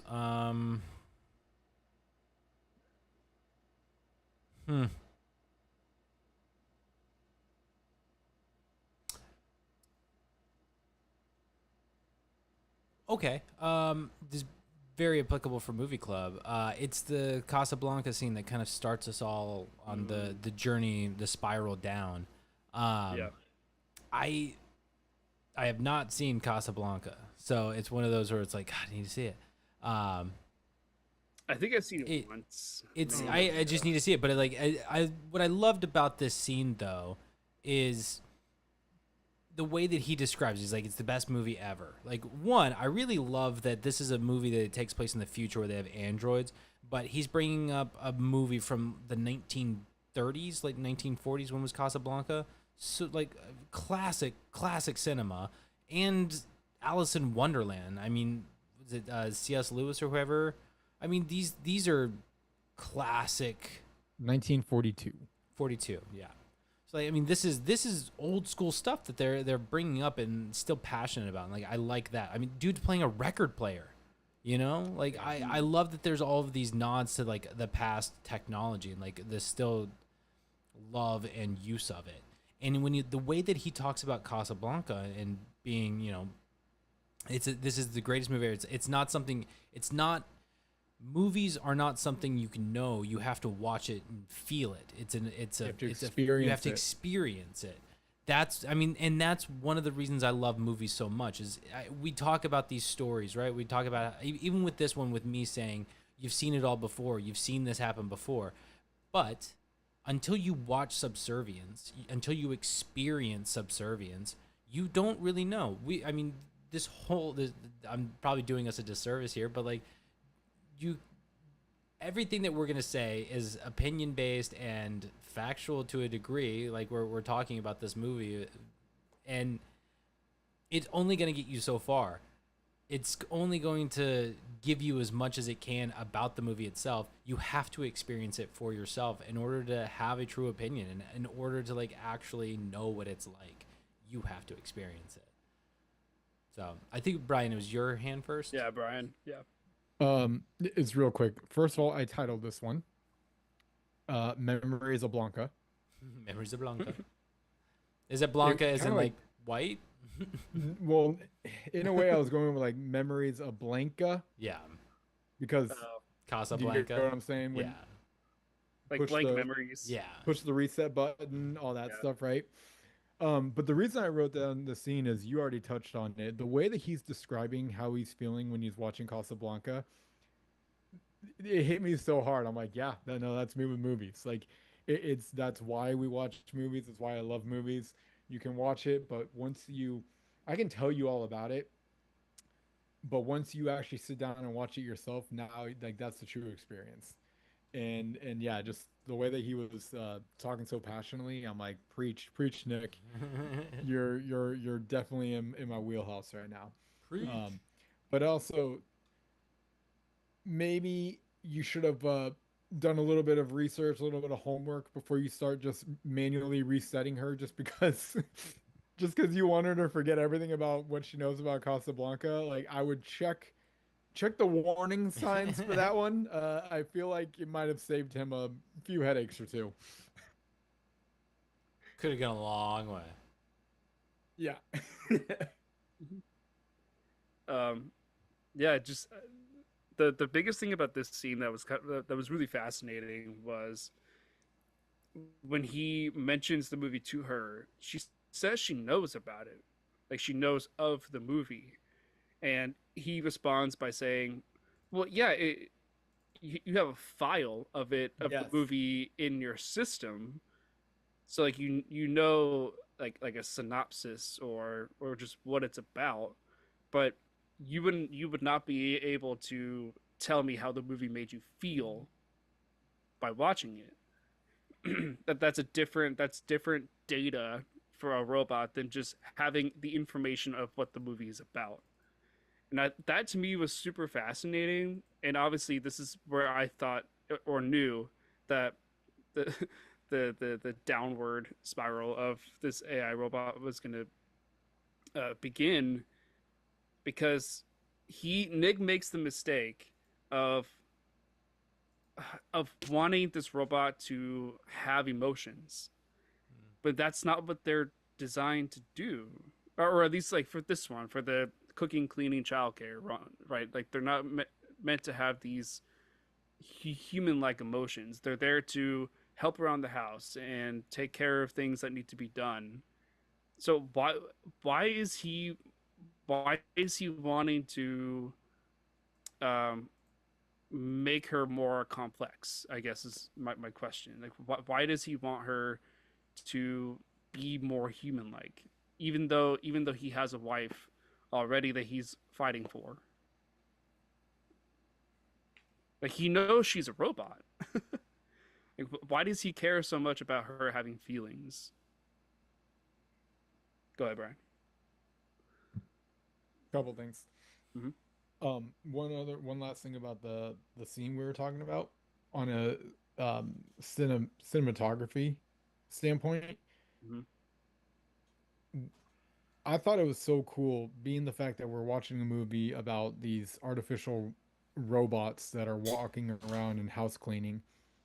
Yet at the same point, you're looking at a black and white movie. And it just, to me, it just looked so full picture. Twilight Zone. No, full. It was almost like full circle. It's like at one point, this is what it was. It was black and white. You'd have a movie. Even before that, there were no movies. It was silent. You know, you can keep going back and back and back until there was nothing. But And then but there was then light. you've got an artificial robot who's sitting on a couch watching this black and white movie. It looked, there's something about that just looked really cool to me. Okay, let's go to your can of worms that you just opened. All right, Now we're in the meat and potatoes. you want to know why he wanted her to have feelings. Okay, my guess is a couple things. Number one, she looked freakishly real. And when you look that close to a human, you probably expect them to have some type of emotion. You want to show emotion. Not additionally, Homeboy's going through a lot with him when it comes to his wife, fighting for her life, waiting for a heart. I mean, that's an emotional turmoil that he's probably going through. And to not have anyone to give him emotion that's in the house is probably maybe really difficult on him. And so he's looking for that female companionship, would be my guess. Not knowing exactly what happens when you enter that um, realm. That reality, yeah. if you will, of giving AI emotions. That's a theory. I don't know. Yeah, no, I like it. Yeah. I think pretty much that as well. Like I agree with that for the most part. I don't think necessarily it's about like the female companionship. I mean that I do think that's part of it, but like you had mentioned, where it's basically he goes to work and he deals with the kids and he stresses about his wife and he's stressing about the guys that work under him and the job and everything. Like it's just he's so burnt out. He's doing everything he can to keep it together, to keep things normal, to keep things surviving. Like it's just he needs something that has emotion and can understand that like he's going through some shit. Like this is a man who's looking for a way. He doesn't have anybody to get help from. You know, he doesn't have anybody to. You know how like the old stereotype of men suffer silently, right? Like they keep their problems bottled in, they lock it all up, and like that's what's happening. This is a guy who needs somebody that he can open up to, can let these things out to, and it would be his wife, but she's dying from whatever heart disease or whatever heart failure, and waiting for the heart and all of this stuff. Like he can't go to her. He's doing everything in his power to remain strong for her and optimistic for her, and like so he needs something, and I think ultimately like an adult, but he needs somebody to care for him. He needs somebody to take care of him, and that's where she comes in. Of like, I don't think because Alice is chosen by Isla, like it was. I don't think it was his pick. I don't think he cared for either way about whether it was a female spark or not. Like obviously they were picking a guy. And it was like, what do you think about this one? It's like, what does he care? He just needed the help. He just needed something.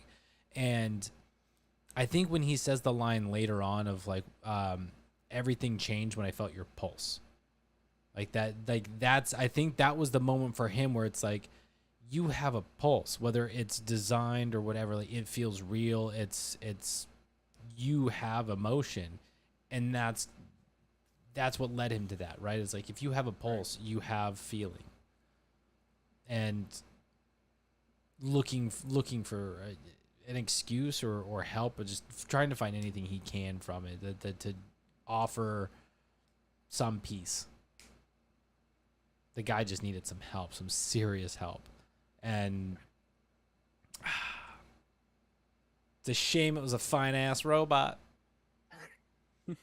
Go ahead, Nick. Here's my issue with it. This guy, he's an alcoholic. How could you say that? Just because he hides bottles in the garage. He's a collector. Yeah. Yeah. Scotch collector, yeah. He just likes the empty bottles. But there's only one way to get the empty bottle. It's a recycler and a collector. But how must we dispose of it? Here's the thing.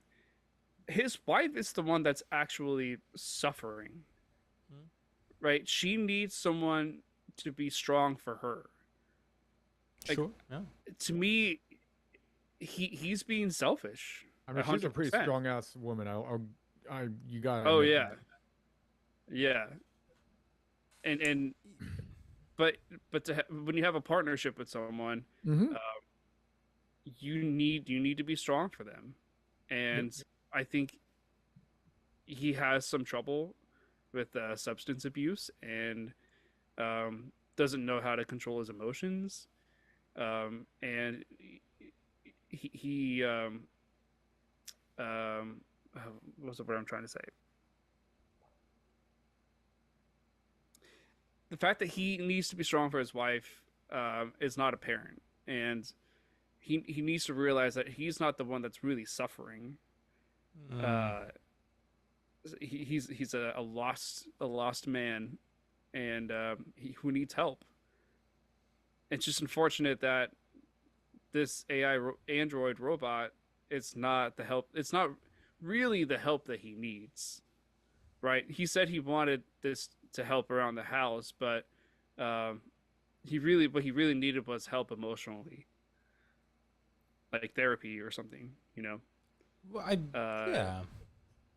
yeah. Go ahead. Yeah. Well, yes, I think he makes some selfish decisions. He definitely does some things that are more for the short-term gain and everything. I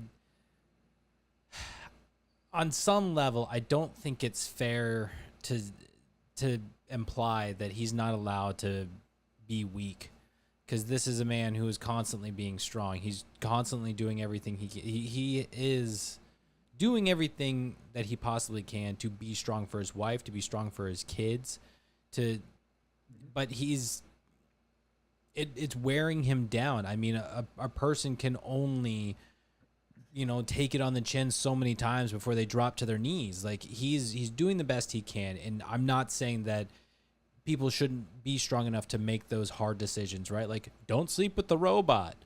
It's still cheating on your wife, however you look at it. And I think that he does reach that conclusion. He has the same feeling. Like, he knows that was not okay. Even if she's not real, but you still did the thing. Like, he knows that, he feels that, and I think he has true regret and everything for it. But I ultimately see it as a weak moment of a man who's been beaten down, fallen to his vices, and is at his most vulnerable. And she is convincing. I agree. He needs help in some way. Like, a therapy would be great, of like, go to somebody, share these feelings, let these things out. Don't lock yourself in the garage listening to music, drinking your scotch, and fixing your car. That doesn't do anything but stew and make those wounds fester. You have to start your healing somewhere. You have to open up to somebody, something. And it's never okay to cheat, right? It's never okay. You broke the trust of your wife. You damaged your family. It was a selfish decision, no matter how you look at it. But I think it is fair to note that this was a man who was doing the right thing for so long and fell in a weak moment. Yeah. Do they have therapist androids? I would imagine they'd have to, right? But it's like, Yeah. how good can they be? It's like, you can't feel emotions. How can you understand them? Yeah. Well, Sigmund Freud would say this. I'm like, I don't have a fixation on a penis. Leave it alone, you weird robot. Stop trying to get me to talk about my mom. Go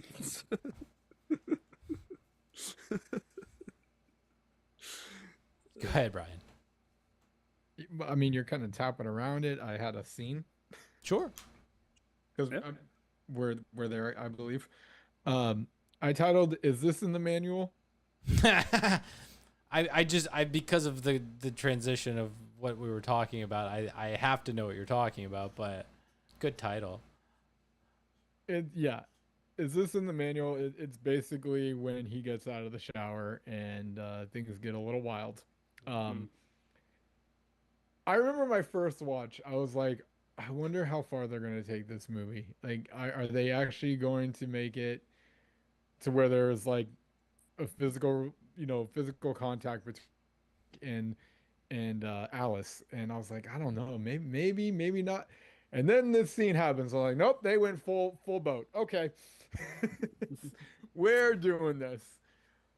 Wow.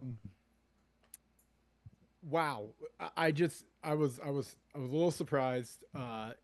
The fact that she changes her voice to his wife's voice and blindfolds him. That is just that just messes with the mind so much. It's like, clearly you may hear her, you may not see her, of what who you're with, but feeling right off the bat the body type is going to be different. So it's still not fully, you're not in the clear, bud. You should not be doing this.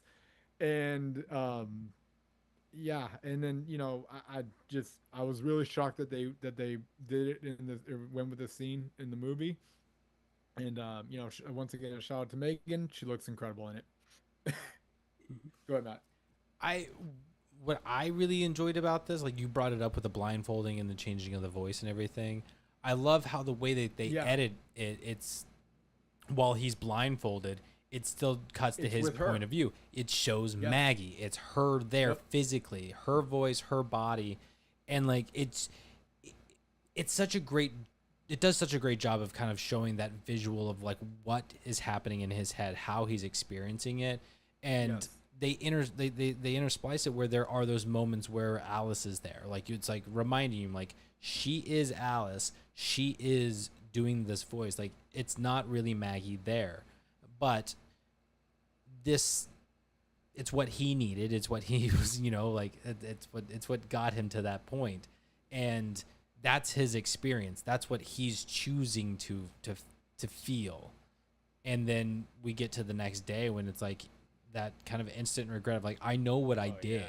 I know like it wasn't okay. It was a weak moment, but like that visual of Maggie being there. And weirdly enough, I expected there to be a lot more like nudity or the sexualization of Alice, like Megan. I expected more of it.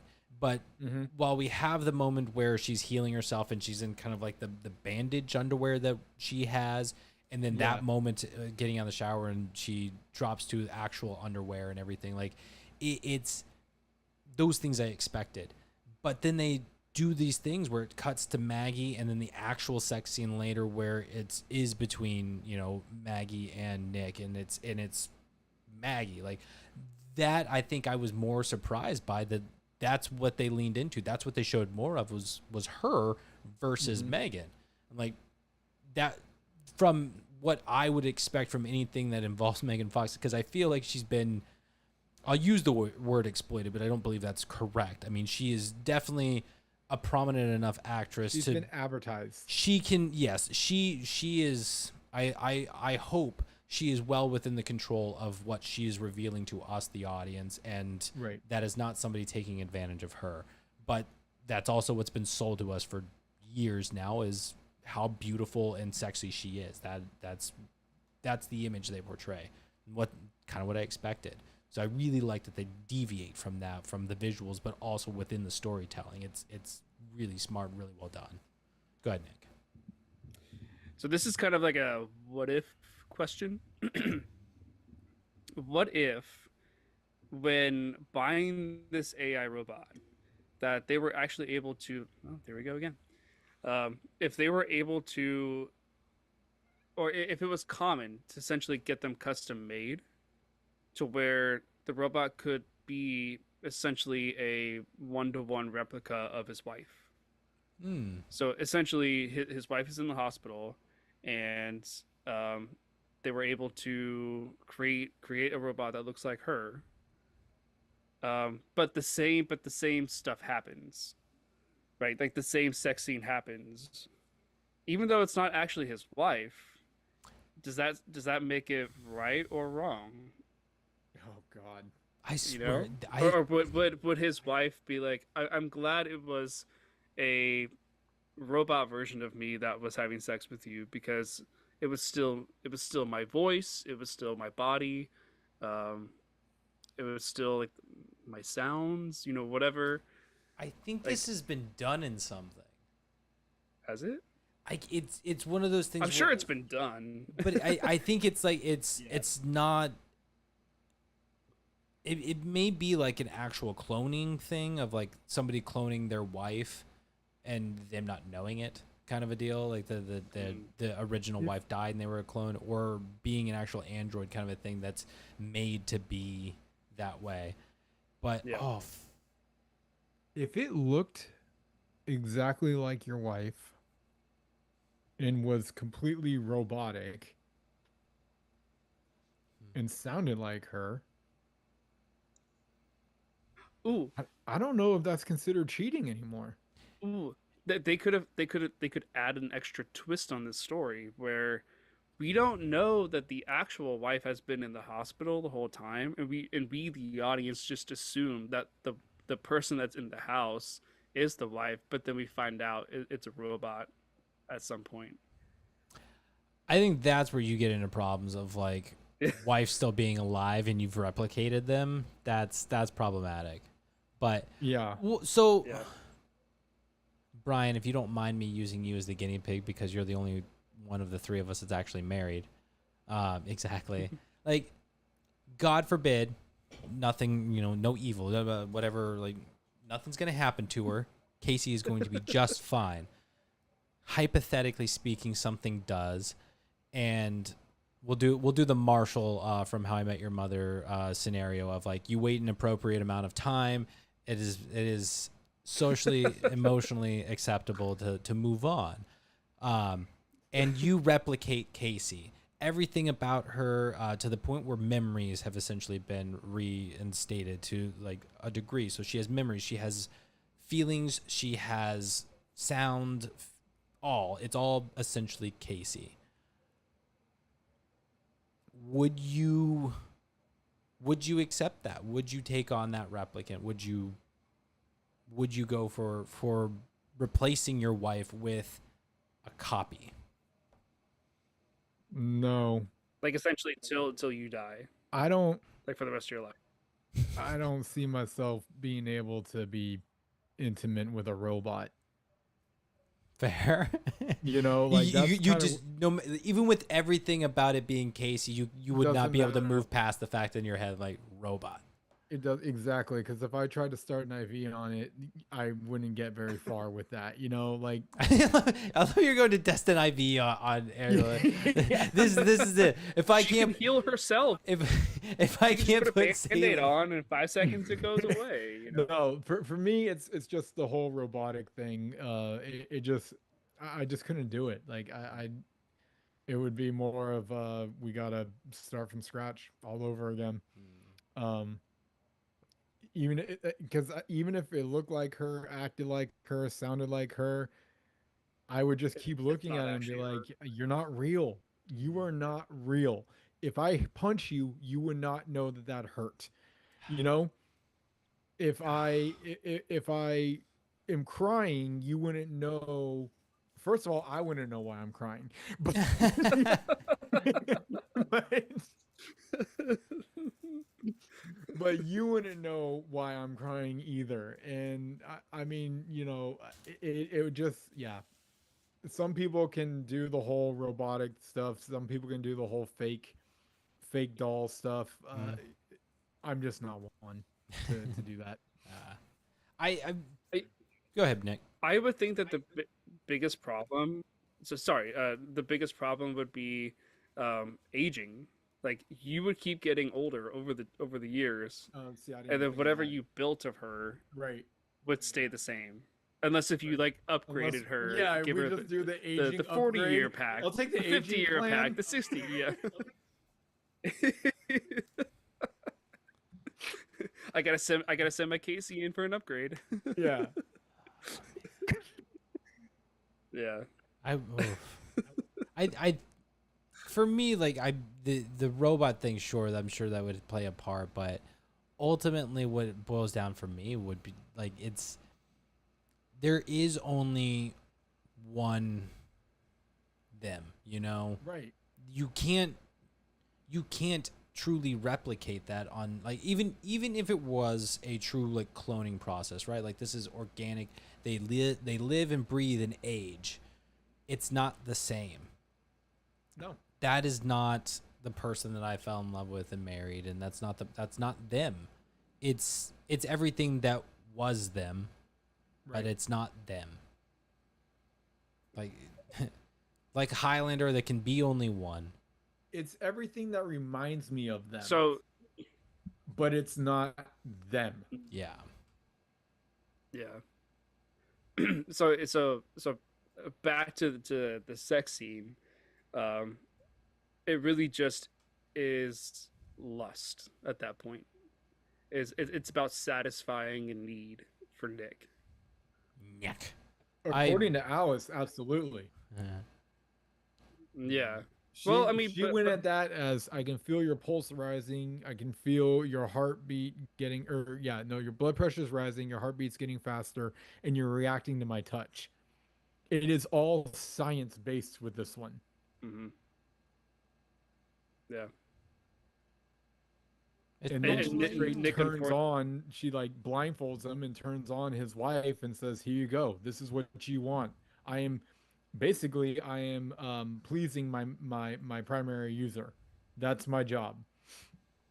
But see, Creepy. all of this would not have happened if he hadn't reset her during the Casablanca scene, right? Correct, which is Yeah. why he should have looked at the manual.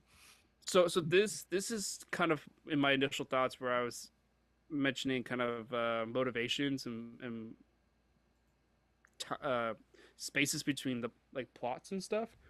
Is what is it that she's exactly now programmed to do with the reset? Is it like how as just watching a movie and experiencing the movie, how do we go from that to now sexually satisfying the primary user?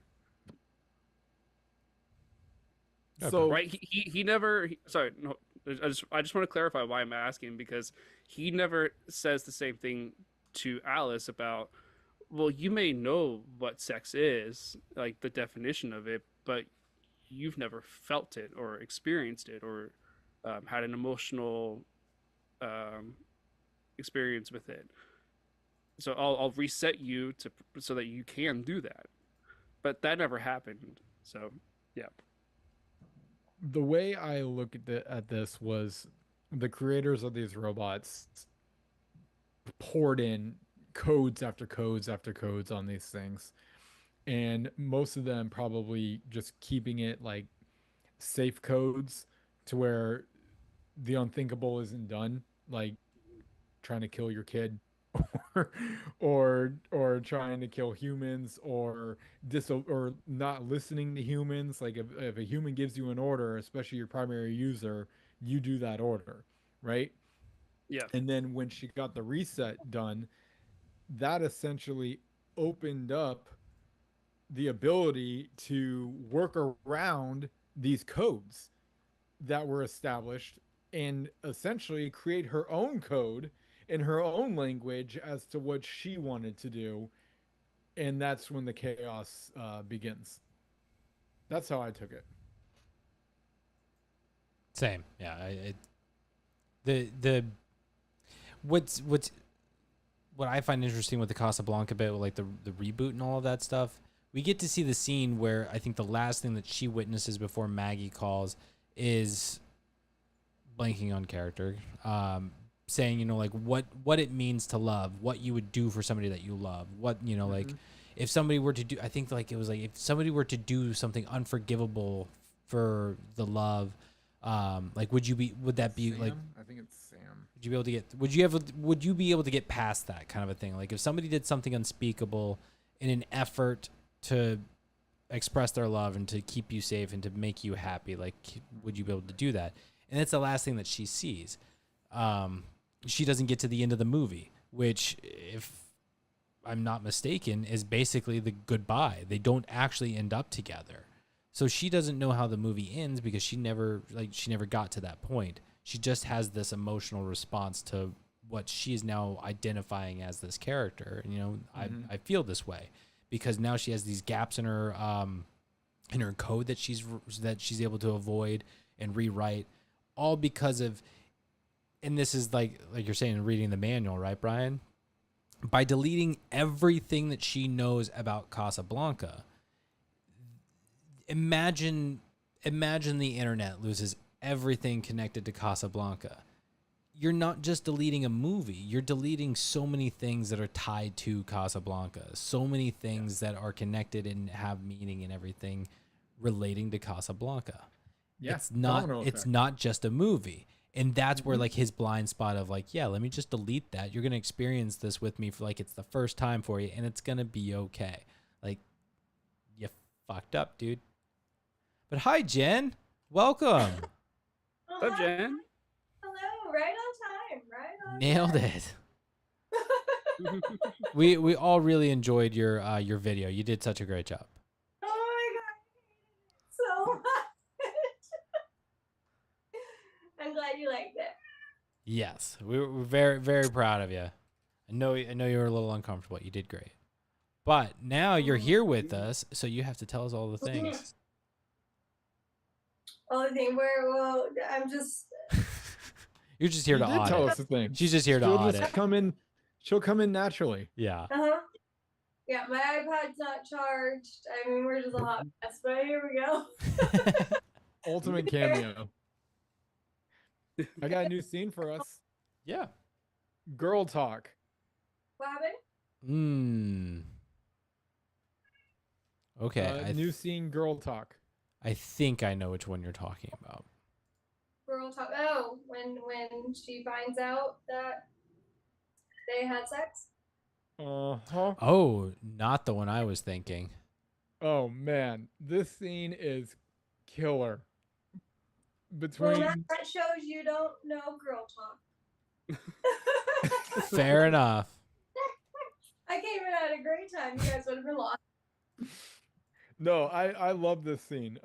She's over here just trying to relax in a bath, and one thing leads to another, and suddenly she finds out that her husband has screwed, has fucked Alice, and she is like, the look on her, the expression on her face is just shocked beyond belief. Like, can't even imagine, and just the dialogue that Alice is saying to Maggie so effortlessly. I mean, calling her out on not pleasing her husband in the bedroom, saying that he's probably out getting stray, getting stray on the side, and that's why he's not coming home, and then straight up offering to have sex with him because she can't do it the right way. I'm just like, whoa, okay, this is a robot for sure. Because they don't even get this dirty on Housewives. But yeah, so it's just a scene and a half, and then Maggie's reaction, she's like, you're what, I forgot what she says, like, your theory is my husband's out late because I'm not satisfying him enough in the bedroom. And then she straight up says, "Are you offering to fuck my husband?" And then Is she just telling the truth, or? And then finally, it's like, how do you know what my husband's like when he's satisfied? And that was the, oh shit, A tell-all. the Yeah. bomb just went off now. I'm chewing plants. I'll comment on that. Sure. It was definitely like a power move by Alice towards what was his wife's name? Maggie. Maggie. Yeah, definitely a power move from Alice towards Maggie. But like in some way, like, yes, emotionally would obviously make Maggie upset. But is there some truth to it? Like, is there some truth to what Alice is saying, that you know that Nick isn't getting satisfied enough by his wife? I don't know. I'm not saying that's true, but do you think that robots, because of their very like logical mindset, that they don't get wrapped up in the he said she said, beat around the bush type of thing, that they just tell it like it is because they don't have a human conscience. They're not human. So Well, black and white. There's no gray when it comes to robots. yeah. So is there some truth to it? I guess is what I'm asking. Go ahead, Jen. I mean, I don't. So even in like with love, like every time you have sex is not going to be the mind-blowing best thing ever, right? Like you are going to have some dull sex time, tired, whatever. Like it's not going to be like a porn movie every single time. And so he's under a lot of stress.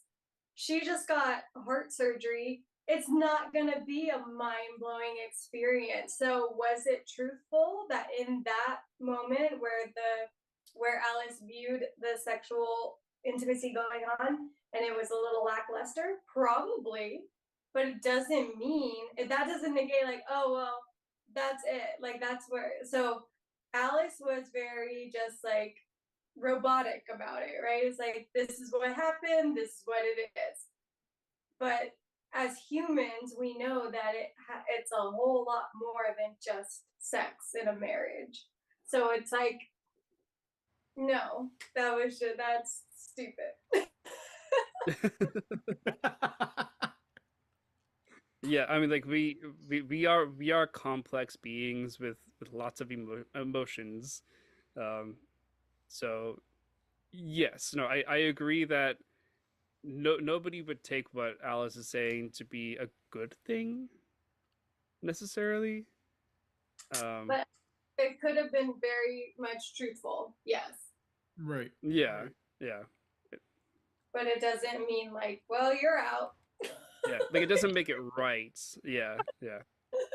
I'm in tag. Like it doesn't work that way. I'm the designated hitter now. Well, and that's the thing. It's like there's the whole topic of like right and wrong. That's not really something that AI does. Is No. really determine what is right and wrong between humans. It's all about satisfying needs and calculating the numbers and yeah. Go ahead, Matt. And So, does anybody? Because I think it ties into this whole the altercation between Alice and Maggie. But does anybody else think that Nick's first mistake was keeping himself as the primary user and not adding in Maggie as a primary user? I thought about this earlier. I forgot to mention it. Yeah, yeah. Ultimately, it's really interesting to me because at this point we're still, I think, on the fence of whether mom is dead or not. Like all we know is like Right. she's had the heart thing. They get the robot and all these things, and it's like we don't know that she's still alive. And it's like you should have made somebody else the primary user. Like the fact that it's just you, that's what sets, in my opinion, everything off on the path that it is. Because second mistake is rebooting her memory. So it's like Nick makes a few mistakes. I have a third mistake Yeah. that's also a head scratcher. How does Nick not notice Alice is changing? What do you mean? The her behavior. If you look at Alice's behavior towards the end of the movie versus towards the beginning of the movie, there's a vast difference. And it's definitely, she's getting more and more loose and free. Yeah. And it's obvious. And he's not, how you're not noticing this, Nick. There should have been red flags. There should have been like, I need to call somebody right now and have them come over here and check Alice out because she's doing things that are not, this is beyond housekeeping at this point. Do you get what I'm saying? Oh, and yeah. Maybe disclose the fact that you reset her button and things like that. Like the signs were so obvious. How Nick wasn't cluing into them is beyond me. Well, Was it Jen or Matt? I think Matt was first. Okay. I just real quick is like those moments, like you're saying, that like not noticing stuff. Her getting rid of all the photos of Maggie because they were hold on. Getting rid of all the photos of Maggie, using Maggie's voice to read the story. Like those are huge red flags, and she brushes them all off with, "Oh, Isla doesn't like the pictures. They make her uncomfortable. They make her sad, so I got rid of them." Oh, Isla likes it when I use her mom's voice to tell the stories. Like she keeps using these excuses of I'm doing it for the kids, Right. and that's how she rationalizes it. And I can only imagine that that's how he's rationalizing it in his own mind as well. Of like, why would she lie? What, like, of course that's why she's doing these things. It's not her having some vendetta or some other ulterior motive. That's logical why she would do that. Don't do it again. Like he easily convinces himself that he sees the red flag, gets the response or gets the explanation, and then dismisses. Like I think that, like they said, those are big problems. Like you're ignoring huge red flags. I don't think a normal Spark would have those sorts of reactions, because that's very presumptuous. So like deleting photos using somebody else's voice is a big deal. Yeah. But that's also the point of the AI thing, right? Like relating into real world of like how AI can replicate real people. Problematic. Go ahead, Jen.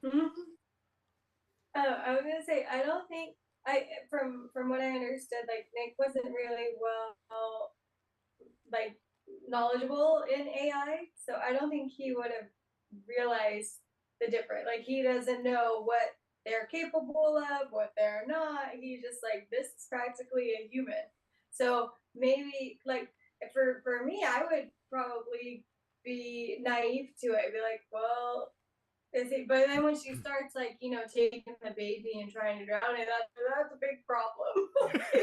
But like, unfortunately, I think it would have to be taken to that level for me to realize, oh, this is wrong, because I'm not tech savvy. I have no freaking clue.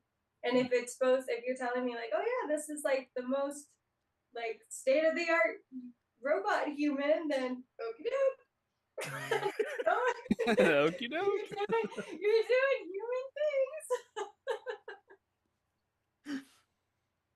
So I don't know. I'm in his corner, I guess. Well, I you know how they've mentioned it a couple times. I think it was mostly his buddy. Blanking on his name now. Marty? Was that it? Something like that. But he had his like his little rant against the Sparks at one point, and he's talking about how like for 15 years we've been dealing with this. So it's that implication that the Sparks, the AI and that stuff, like to this degree of like humanoid walking around being helpful and taking over jobs and stuff. Monty. It's interesting to think that it's been a span of 15 years that they went from whatever was the start of these androids, whatever they were, whatever they look like, whatever quality they were at, to the point of what was it, Jen? I said iPhones. Yeah. That's what it is. I mean, it truly could be, right? Like we're talking about this now. This movie could literally be 15 years in the future, and I would believe it, right? Like, we've been building robots. We've been working on robots. Like it's not this sophisticated, but I mean, to the point where we have robots that can lift stuff. We have robots that can jump and do flips and cartwheels and all sorts of things. We've got, I mean, the robot at Disneyland, California Adventures, that's the Spider-Man thing. Like they've trained this thing. They sent it, over and over again to master its movements to where it can throw itself in the air. Like it's literally swinging into the air and is able to tumble itself in precise motion to where it goes and lands the way it's supposed to. It's not perfect. Oh yeah, like we're not terribly far. I would believe 15 years we could have semi-realistic humanoids walking around, not to the point where we wouldn't be able to tell the difference, but they'd be pretty damn good. And I find it interesting that this movie kind of established that. Like in a 15-year gap, we go from, hey, AI is possibly a problem, isn't it, to everybody has AI. And yes, it is a problem if we don't regulate it correctly or take care of, like, 15 years. I like that they kept that time span in script, excuse me, Jesus, in our brains. So go ahead, Nick. Not you, Nick, the other Nick, the guy who had sex with the robot. That makes two of us. Ha ha! Bazinga! No. I just kind of want to jump into a scene. Do you think Sheldon would have sex with a robot? Oh, 100%. We know Wallowitz would. Yeah. Um, no, the scene, it's where the daughter, what was her name? Isla. Isla. Man, I can't remember the names. When she is trying to get the cookies out of the cabinet. Mm. Well, so the scene starts out with camera kind of panning out from the door. Again, great cinematography. Um, and Alice is essentially docked against the wall, like wirelessly charging. I don't know. That's my guess. And so she's in the living room, and then Isla's in the kitchen. And judging the distance, there's probably 20 feet, maybe 25, maybe 15 to 25 feet. Um, and Isla is up on the bar stool. She's reaching up into the cabinet trying to get the cookie jar. And then it cuts to Nick. I believe he was sleeping. But we hear like the glass shattering. We hear the glass shattering. He was at his drafting table. He was drawing. Oh yeah. He was yeah. You're right. So he was awake. So he hears the glass shattering, and he comes out into the kitchen, and then we see Alice holding Isla. My question is how did Alice get to her so quickly? I'm thinking like the Flash kind of speed, Super robotic speed. Like what? But what is that? We don't see it. It like that to me just doesn't seem realistic because like what are the rules of this universe of how fast these robots can move? To be 15, 20 feet away and essentially in sleep mode. uh, like eyes closed, right? But she could definitely still hear 24/7, I'm sure. Yeah, just like what is the quickness here? Because that seems a little unrealistic to be able to catch her like that. Go for it, Matt. My interpretation of what could have happened within that scene is she's, like you said, she's docked, right? But she's on sentry mode. She's paying attention to everything around her. Yeah. And while Isla is being somewhat quiet and sneaky, she's still making enough noise that I'm sure an android would be like, that's a suspicious sound. Like, so in the moments where we see Isla reaching for the reaching for the cookies, and then it cuts to Nick, within that time frame, it's not a ton of time, but I think it's enough time to where Isla's reaching for the cookies. We see the close-ups of all of that stuff. Alice has enough time to like undock, walk over, and that's what like startles Isla to like panicking and dropping the cookies that causes the whole thing to happen. And she's already there. Like, she may not be the 25 feet or she may not be 2 feet away or anything, but she's had enough time to kind of walk up or at least approach Isla to be, and say something along the lines of, should you be going for a cookie at this time of night? And catches her. Like, I could see there being enough time for those things to play out again, especially since we see Alice is docked and then we don't see her again until she's holding Isla. So the whole time that Isla is reaching for the cookie jar and everything, Alice could be walking up to her and she wouldn't really have any clue. But go ahead, Brian. I agree with that. I also want to remind everyone that Alice is a robot, therefore most likely is able to look at scenarios that are happening and almost predict the future, to where it's like odds of this child succeeding are 0%, odds of this child falling are 100%. This is where you need to be. Those are some odds. It's a computer. Good chances. Good chances. It's probably able to analyze certain things where it's like this child is going to fall from that based off of the angle of that chair and the height of this cabinet, and it's doing so many calculations in its little computer brain that a human brain can't even begin to tap into. It's like, what's 4 + 4 + 2?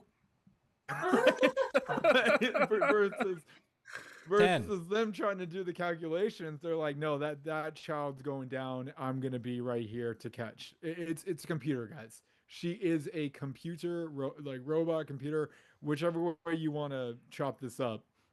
I guarantee you, she was able to analyze the situation and know exactly where she needed to be. True. See, that's interesting to me because I agree with the whole computer thing, and analyzing and prediction and all of that. It makes me wonder if they should have just shown that, or if they wanted to keep That us would have been so cool because they've done it in action movies all the time.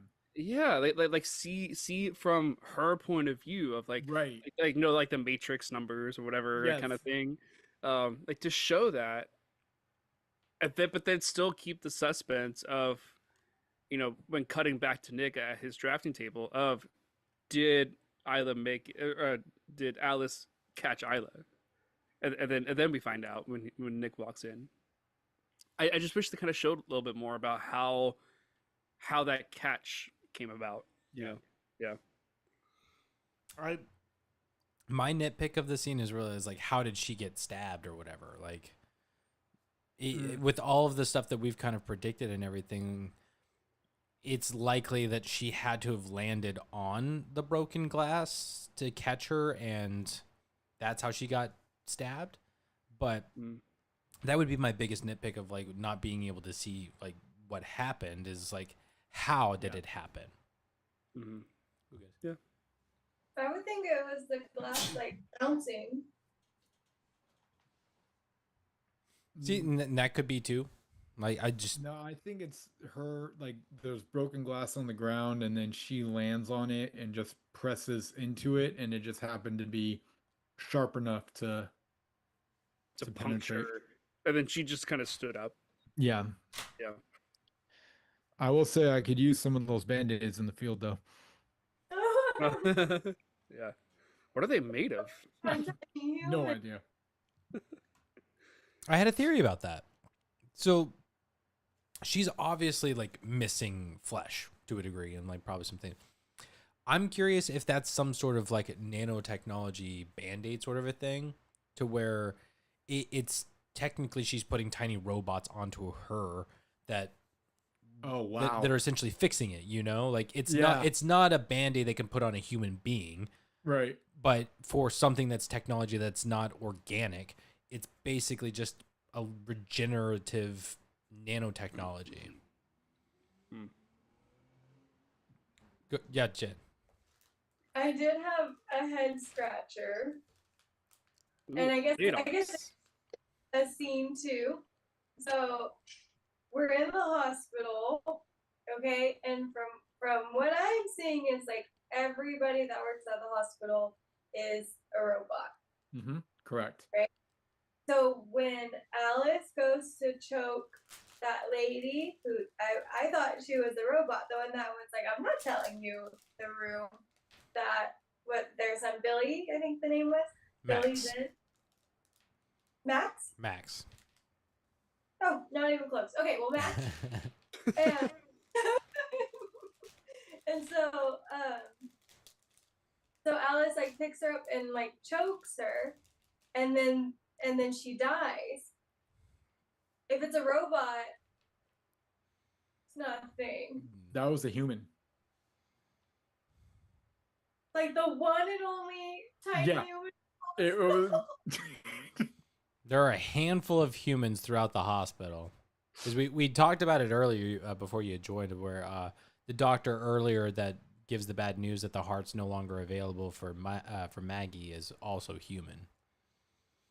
Oh, okay. So there was some humans that. Oh, okay. Oh boy, that sucks. Well, they kind of explain this a little bit with the construction crew that there needs to be at least one human to oversee the androids, and I feel like that is kind of like a standard for any industry, like the medical, construction, education, whatever. It can't be all 100% robots. Because humans don't make mistakes. Robots don't give two craps what the humans have to say. Jen, what did you think about the scene of the of Maggie and Isla in the hospital when they were sitting on those two chairs, and Maggie hears that sound and starts walking away from her daughter? I Like don't towards remember. and then Isla starts walking around and following her, and then she's looking up at the doctor who's an android who's like frozen, and then Isla starts walking, and then hands come out and grab her. You know what I'm talking Oh, about? yeah. Ends up being Maggie. Yeah, Okay. ends up being Maggie. Yeah, like did that scare you at all? Like get you? No. No. Oh. No. I guess I'm just a bitch then. All right. I mean, your words, not ours. Go over, Brian. I have a nitpick. I'm really, really, really. I'm gonna throw in 3 more reallys. Really, really sick and tired of seeing empty hospitals. Hmm. It is. It's one of my biggest nitpicks for scary movies because they always go for an empty hospital, and most importantly, it's most likely an empty ER room, which is just in what reality are we talking about here, guys? Do you ever walk into a hospital and be like, wow, not a motherfucking person in here? I mean, This sometimes. this bitch is empty as hell. Like, come on. And especially in an ER room, name that. Name an ER room that goes completely empty. Just not a person. Like it drives me insane. It brings me right into the reminder of like, yeah, you're watching a movie now. Like before you feel like you're in it, and then you're like, no, I'm out. I'm out of it completely. Um, and I don't know, like just the abandoned hospital at the end, it just once again, here we are in an abandoned hospital, and it just drives me insane. Go ahead, Matt. All right. Well, I'm totally with you because on one hand, I can accept that the staff is almost entirely robots. Great. They shut down. Sure, things are empty, but there are patients. This is a hospital. It should be filled with Right. patients, and not to mention all of the guests. If Isla and Maggie are able to be there to visit the baby, then I'm guessing it's like the NICU. I'm not sure, but they're there. Yeah. They're able to visit. Where's all the other families? Where's all of the other people visiting all of the other patients? Where's all of the people that are sitting in the hallways waiting for their loved one to get out of surgery? Where are all the people? Where are the humans at the Exact- end of this movie? Exactly. Where like you said, it's an abandoned hospital. It's like including the patients. Where is everyone? Yeah. It's foreshadowing, guys. It's foreshadowing. There are no humans. We're all replicants. Blade Runner told us. Yeah, androids don't need to go to a hospital. They just have the little band-aid. We're done. We are so I dead. have a scene. Let's hear it. What did you guys think of the essentially the bathroom fight with Maggie and Nick and Oh. Alice, like with the lamp and everything? Oh yeah. I loved the part when Maggie was like, Nick, get ready or something, and she plugs Let in go. the lamp. Yeah. She plugs in Get the lamp, and then he like whacks her on the side of the head with the electricity, and I was like, damn, that's a badass way to attack someone or attack a robot. That was smart thinking. Yeah. Maggie is very smart. Like, quit. Okay. Go for it, Matt. Yeah. Well, my first thought, I love the fact that Nick is inside, like bashing this door in, and Maggie is running around on the rooftops. Yes. This is a woman who just Oh, had a yeah, heart that's right. surgery, and she's climbing out onto the roof and running. Like, I love seeing that. My first thought was like, hell yeah, Mama Bear. But you bring up the lamp, and I was like, my problem with the lamp is that bathroom outlets are specifically designed with a surge protector. Like it pops. That yeah. outlet pops whenever something like that Mm. surges. So they, yes, plug it in, smash her in the head, you would draw power for a split second, it would pop, and then no more power is being drawn to her. She's not being zapped. Like, that's essentially how that breaker, that's essentially how that outlet should work in a real life situation. If it's an older bathroom, probably not. It looks like an older house. I live in an old house, and even it has the surge protector outlet in its code. It has to. Otherwise your house is not up to code if you do not have that in your bathroom. So like that's just a real world factual kind of a thing. So yes, couldn't happen that way, or it shouldn't happen. That shouldn't be able to happen that way. But it is a really cool idea. I had no idea how they were going to subdue her. She is stronger, faster, and better than them in every way. And she is choking the shit. And that's another thing too, right? Like, if you wanted to kill these people, she could do it so much faster. That's why I thought drowning the baby was like really fucked up. I was like, if the point is to kill the baby, dead. Oh, the point is to kill the wife. Okay, dead. Like, just break their necks. For natural accidents, I guess. How is that going to be better for him mentally? Well, I mean, Alice kills that guy with the gun. Like, you know, I guess that the deaths have to be natural to make it not look like the androids did it. I guess. Cover it. I was curious if she did cover that kill up, because there's a random shot into the ceiling, the android takes a shot to the face, and then she shoots the guy. It's like, with all of these things, I think it's going to be a little difficult to make this look like a suicide. Yeah, but how are they going to frame it on Alice? I mean, something tells me they don't have fingerprints. Probably not, but I think the fact that Nick goes to the doctor, or not to the doctor, like he goes to his boss and is like, hey, I just saw him yesterday, blah, blah, blah. Like, he confronts him, like there's the fight. Like, I mean, you can see that Nick was in a fight too. It's like, I think there's enough clues that could lead them to, oh, you have a robot that is kind of doing some sketchy shit. Probably them. I bet they killed this person. Guilty by association. At least enough, like, enough to question the robot, right? Like, I mean, if you're not questioning the robots for any of the suspects, you're really fucking up as a police force. I have a question that kind of leads from that. Do you guys think that these robots have like the same rights and laws that humans do? No. Like if they murder a human, do they, you know, get a jury trial, or are they just immediately like take it apart? To quote the company shut down. Yeah. They go after the entire company. They're done. Yeah, but they're like humans, right? Yeah. No. To quote Ron White, if you kill somebody, we will kill you back.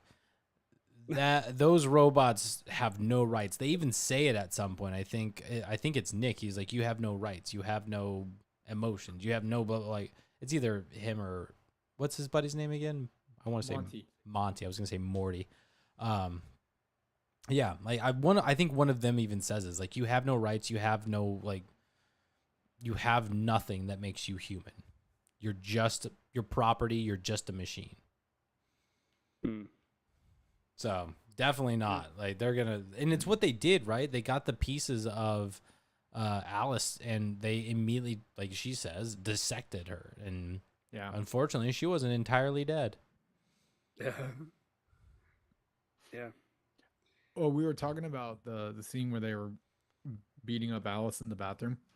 That shot of hers where it's part of her cheek is exposed to, you know, what's underneath the skin, that looked really cool. It did. That looked really, really cool. I think, Matt, you said it earlier. It probably was like a form of prosthetic mixed with CG. Yeah. I hope they used both, like both in for that, and not just one or the other. I mean, a lot of things that they did for her, like the UV blue light when she opens her mouth, that was really cool. The back of her head, that was wild. Oh yeah.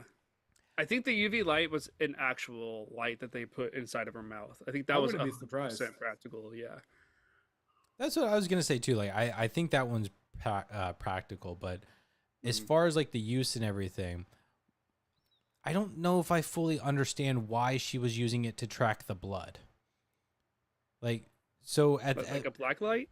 well, she is in the hospital. She's tracking down Maggie after she's got her cut, and she's like, "Oh, blood." So she opens her mouth to activate the UV light, and she's using that to essentially spotlight the drops of blood and following the trail. She doesn't That need. light might pick up traces of blood and send it back as like a signal. But I mean, like she's following a trail of blood. She doesn't need to scan it. She knows whose blood it is. Yeah. And it's visible. I mean, if it's literally just to add extra light so that she can see the blood, okay. But Yeah. I didn't. Like maybe she just used it as like flashlight form, you know? Like she could probably change the different types of light. Sure, maybe. Lumos. Well, yeah. But it's the nitpick of it for me is that she's using her UV light to scan these droplets of blood to track it down, and it doesn't make sense to me. So ultimately, you just got Megan Fox walking around with an LED in her mouth going.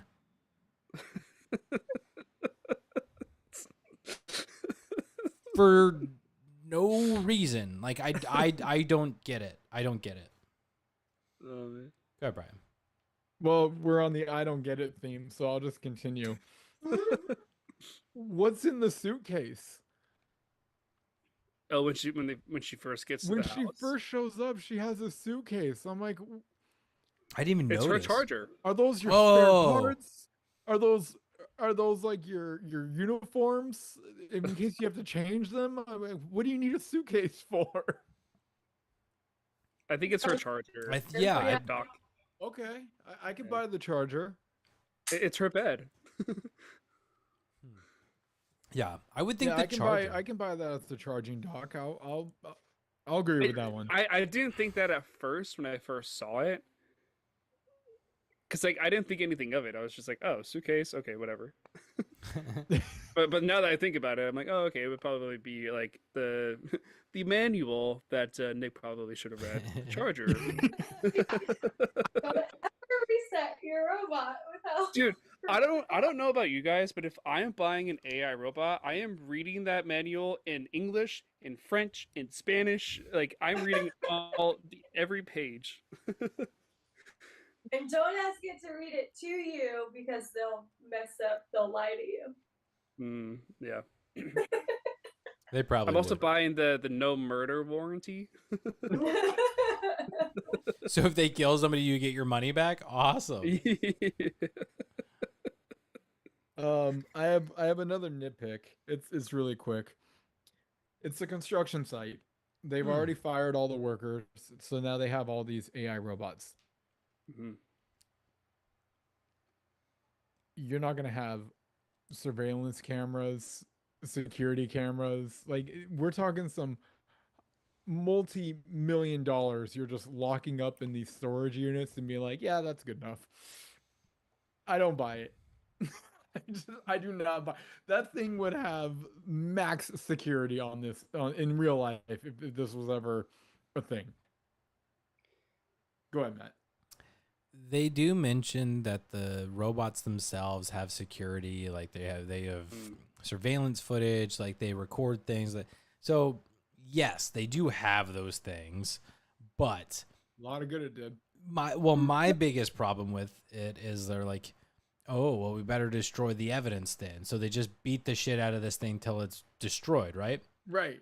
Okay, it's a computer program, meaning that footage to some degree should be recoverable. It's on a memory. In the cloud. Yeah, It's in the cloud. It's on something. It is Yeah. just because you destroyed something to the point that it doesn't operate anymore does not mean that footage is gone. That's not how that works. So in theory, they should still have all of the footage of Nick screaming at these guys to stop doing what they're doing, don't do what they're doing, and also the face of the man who was just chopping the shit out of it. Like, that is my biggest nitpick with it. Yes, I think that there probably should be other forms of security besides, like, well, the robots will take care of it. Like, dumb to just rely on something that can be destroyed. Go ahead, Nick. Well, and we've seen this type of thing in Black Mirror. There's a whole episode about your eyes being cameras, and that if you wanted to retrieve memories, you can just like press a button, and then it like projects it onto a screen of a memory that you have, you know, from a past date and time, like a CCTV. Like these AI robots can do the exact same thing, but if you destroy the unit itself, you would probably destroy whatever like video is, you know, in them. But I'm sure these robots got 4G LTE. I'm sure they're 5G connected. You know, like I'm sure that video is being stored in the cloud somewhere. Yeah, like that's like you're not fooling me. Oh my god, can you imagine my job in the future having to collect security footage from a robot? Oh, that's so like 30 years from now when if I'm still at this job. Can you just hold still, please? I need to get something. Sir, I just picture Nick walking up and for some unfortunate reason having to attach a USB drive to a robot's butt to download the footage. And I'll be like, airdrop. Yeah. Plug a USB in their butt. I just walking up. Ding, ding, ding. Hey, buddy. You mind it's like just the sending old that news- over? It's like that the- time of the day, huh, Nick? If it's like the old USBs where you have to like turn it 3 times because it's Put it in the wrong way the first time, flip it, try again, flip it again. like and no, then it that's goes the wrong. Like, oh no, it was right the first time. Yeah. Go ahead, Brian. I apologize. I overlooked a head scratcher, and then I should have brought it up when we were talking about the scene.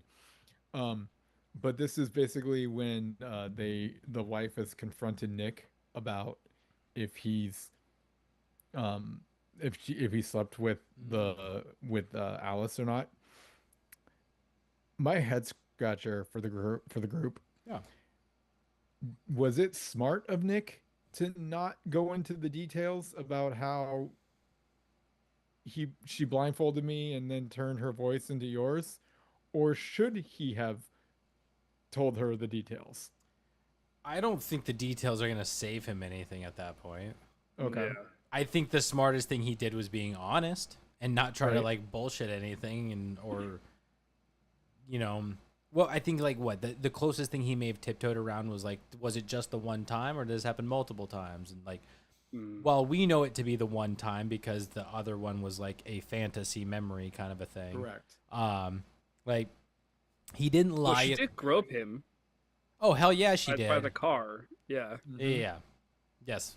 But he walked away from that one only to have again fantasy. Yeah, while he's running. Yeah. Was running. I wonder if that's what Forrest was thinking about all those times crossing the That's sure the shit what country. Rocky was thinking about to get him up the stairs. Hell yeah. No, the mountain. We need like a Adrian. YouTube chop shop of like all of Hollywood's famous running scenes, and they're cut with like Megan Fox in this movie. Just thinking of Megan Fox. That would be funny. But yeah, I think being honest was the smartest thing that he could have done. Okay. Yeah, being honest but sparing the details. Okay, so you think no details? I think Well, if it's just like if she with Ro- wants them, if she asks for the details, give her the details. But I don't see how being that blunt about what happened is going to help anything. Okay. Because I what mean, I the believe she scene- blindfolded me. She sounded just like you. So you had sex? Because I think she even says you put your dick inside her.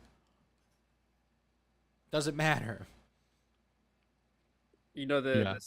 the scene was giving me Ross cheating on Rachel vibes. Was I I'm not the only one. God. But was it- it was when Rachel was like, "Well, was it good? How was she?" You know, Like he's not. don't he's not answer gonna that. Yeah. It was different. Oh, Ooh. Like different good. Nobody likes change. no, that's not what you say. Yeah. The commentary between Joey and Chandler on that one is great. Yeah. I guess they're behind the door. That's right. Yeah. Oh man. I The don't- way that she looked at the table, Mm. wow. That was a different style Maggie. Oh God, this was a great scene for her. It was a fantastic scene. She was incredible. She was a pissed off woman, and I'm. How was she looking at the table again? Like Just the wavy intensity. hair. She's got a bottle of wine next to her with a glass full of wine Oh, yes. and just stewing. Yeah. And then he had the nerve to ask her if she should be drinking. Yeah. I mean, And the minute he says Alice's name, I was expecting the wine glass to just crack in her hand. Oh, yeah. That would have been good, actually. Yeah. Thank you, Linus. yeah. Thank you, Linus. Thank you, Linus. Oh man. Yeah. No, it was. I agree, Matt. Fantastic scene for her. God, she really did an incredible job in this. I mean, you guys have been giving Megan Fox a lot of praise, and rightfully so. But what was her name again? Maggie? The woman who played No, Maggie. Madeline Zima. Madeline Zima. Yeah, she really was incredible throughout this movie. She did a great job. All right, I am down to the ending scene and quotes. I don't know where you guys are at. I have no notes. Okay. Yeah, Jen. I just want to know your if this was like a first watch for whoever, and then the scores, and then we can. Is that You'll okay? have to watch the pod tomorrow. First watch for me, and I believe I gave it was a 2.8, right? 2.8. Oh wow! Okay. I realized that the score He's is regretting a score. I'm already not knowing. like it was a hard score to give. Like it was an Wrong emotional place. one. It was an emotional score. Like I recognize that the score is much harsher than I actually feel about this movie. So that's regret. It's not regret. I stand by what I did. You should have been more robotic in your decision, Matt. Exactly. Got it. Been more logical, Matt. Tap into your AI side. Fuck your feelings. If I plug into my feelings, 3. That's the difference. It goes from a 3. It goes from a 2.8 to a 3. The movie's fine. Big hopper. Right? Like, no, I stand by the 2.8. Mostly, Jen, like, my rationale was, like, as far as the story for all of this movie, it doesn't really do anything to expand on the genre or the story. It's something we've seen over and over again, particularly with AI. Mhm. I agree with you there. And still, you gave it a 4.8. I liked it. It's nothing, yeah, it's fair. It's fair. That's just me being a dick. She agrees with you, Yeah. the 2.8, but sticking to her 4.8. Ah. Well, the difference is Jen saw it for that, and she still appreciates it for telling that story as is. Like Yeah. you still enjoy that story. For me, it's been done often enough, or I've seen it often enough that it doesn't have the novelty anymore. It doesn't have that spark. See, I guarantee you've seen a lot more movies than I have. So That is I'm aware present. of the story, but I haven't seen a whole lot of them. Mm. Yeah. I Have you gave it seen a Smart House? Oh, yeah. Mhm. This is like an advanced smart house. You're not wrong. A little bit. It's the adult version of Smart House. Yeah. I'm just saying. I gave it a 3.7, and this was a first watch for me as well. Mhm. Mhm. and I gave it a 3.5, and I had watched this in January of this year. Oh, you own it? No, Oh, Is it gonna find its way into the binder? it might. It might. Okay. Yeah. You've seen it 3 times now. Like that's Only Actually, once wait, by did I have- choice. let me see. I might have already put it on the movies to own bucket list. Let me check. Oh. well, so I win. Yes. Highest score. It's a good thing we're not playing golf.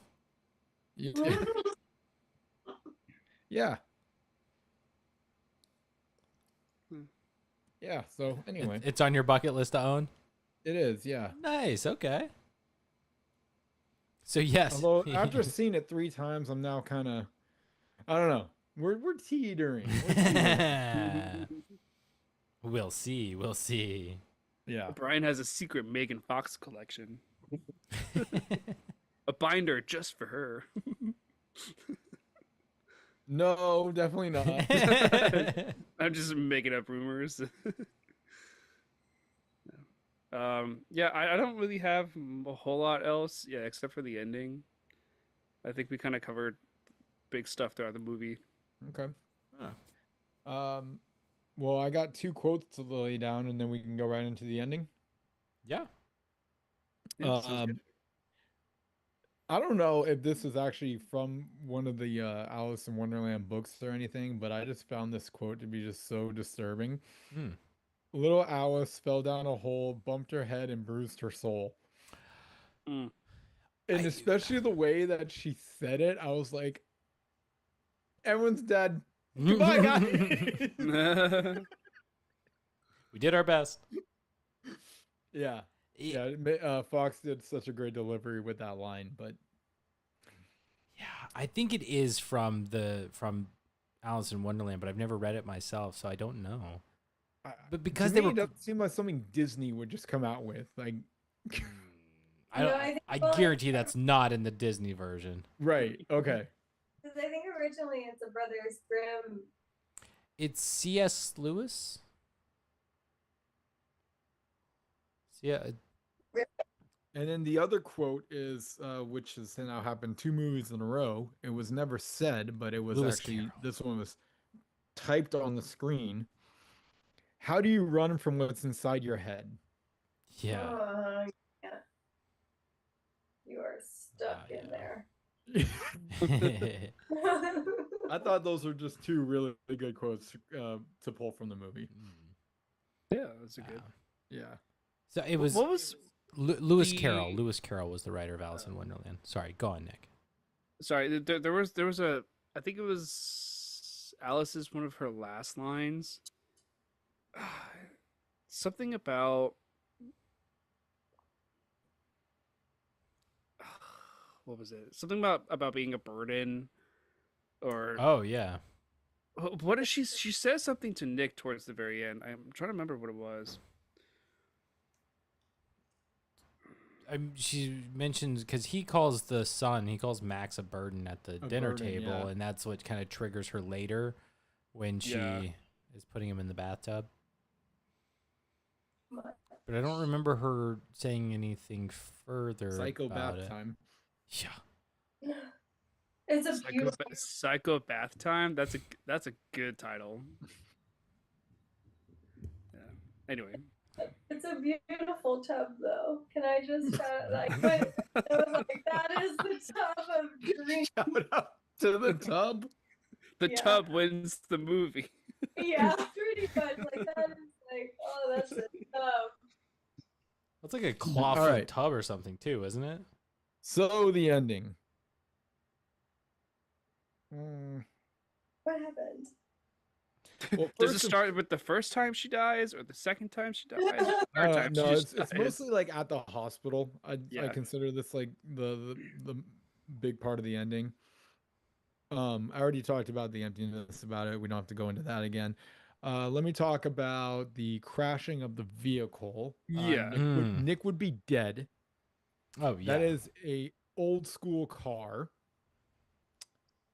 it's not going to take the damage the way modern cars do now. Like Nick would be absolutely all that energy of the crash would be transferred right to Nick's body. There's no way he's surviving that. Yeah, that's a lot of That inertia.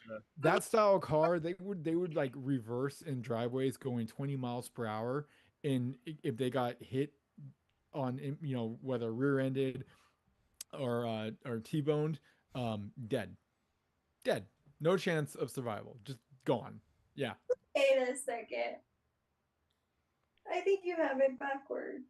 Oh, let's hear it. Like, I'm pretty sure older muscle cars like that are way more durable and stronger than what we're making now. 100% no. Because they're using real metal. Right. And we're using like Lego pieces. Yes. That's not the problem. The design of these cars, they are designed to take on the energy of impact and The ones that hold were it there. The old muscle cars are designed to be fast, and that's about it. When it comes to crashing, all that energy. So if you're going 60 miles per hour on a new car, you crash into it, and the body or the car just takes that energy and holds on to it. It collapses in. Exactly. And therefore it doesn't transfer the energy to the driver. Old cars, you're going 60 miles per hour, you crash, and that energy says right into the driver, and you now take on the 60-mile-per-hour energy yourself. Plus airbags. Yes. And There I don't are even know. no- I can't remember. I don't think airbags No deployed, airbags. did they? No. There was no no airbags in airbags. that I car. didn't think yeah. so. Yeah. So no airbag. Like, dude's fried. Well, I would think about it too. Like, if that car had seatbelts, which I assume if he's driving it legally on any level, it had to have something.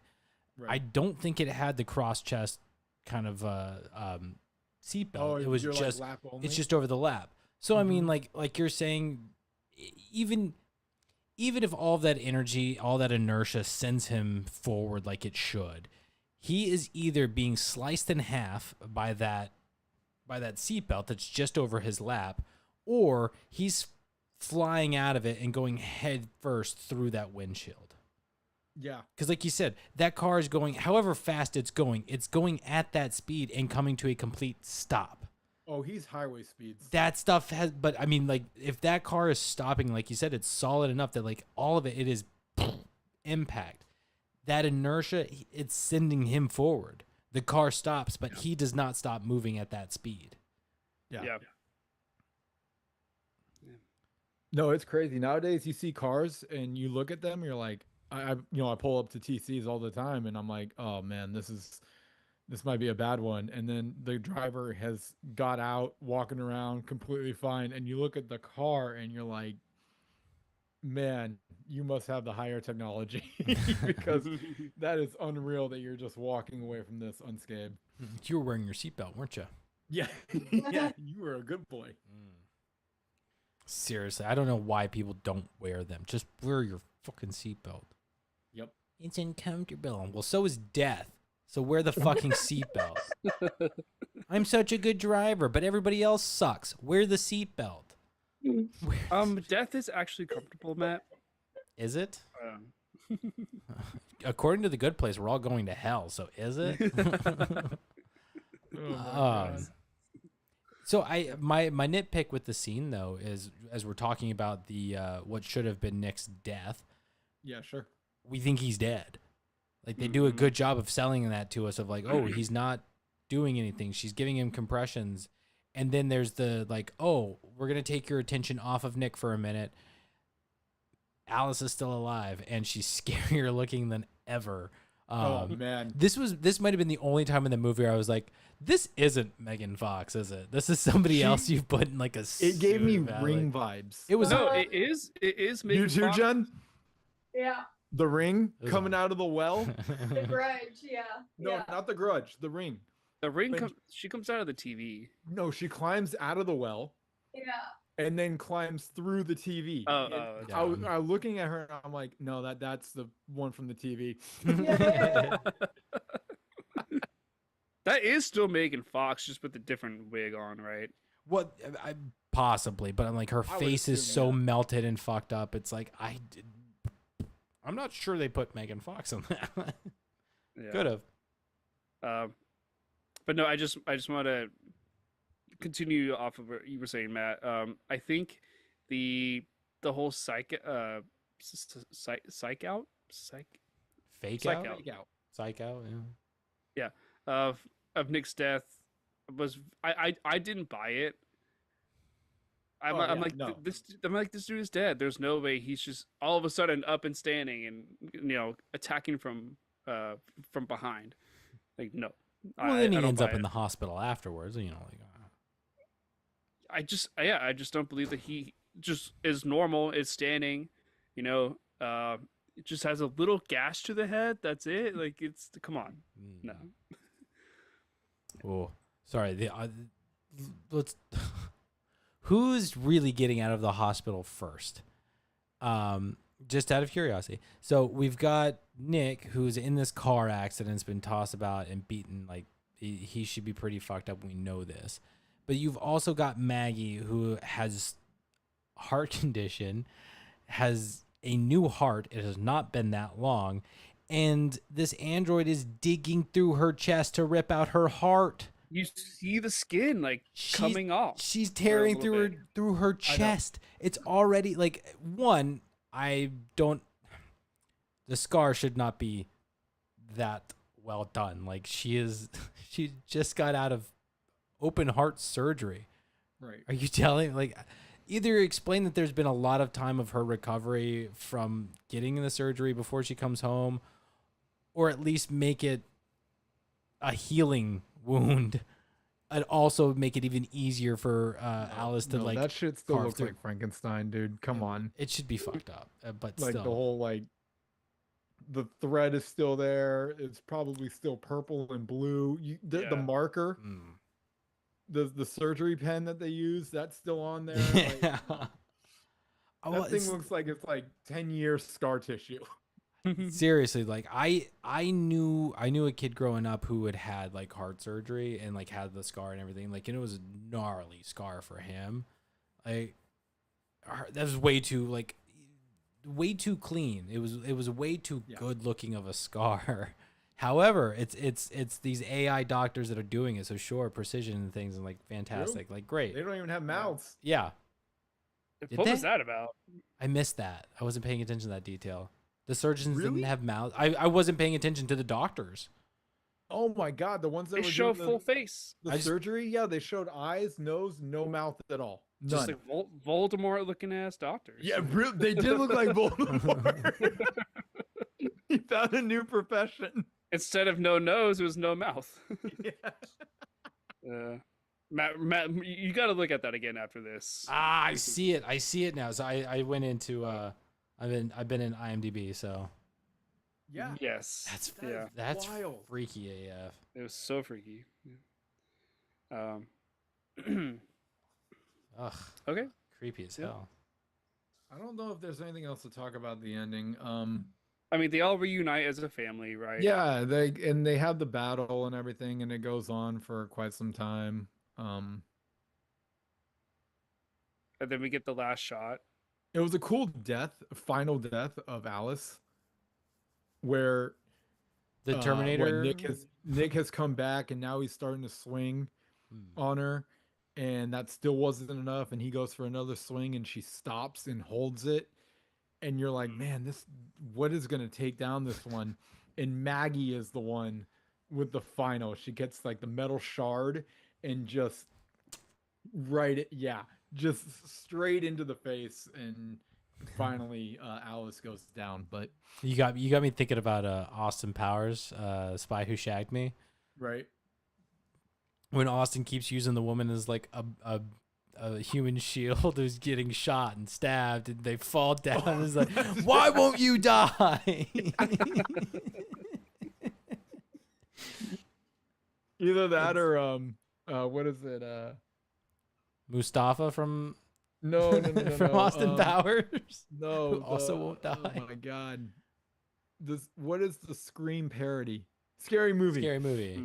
It's when she gets her head chopped off Oh yeah. and Oh. she's still just jabbering away. Oh, big scary killer takes off my head. I'm a big severed head. I hope you don't mind if I fake it. Oh, that's right. I hope you don't mind if I fake it. So fucking good.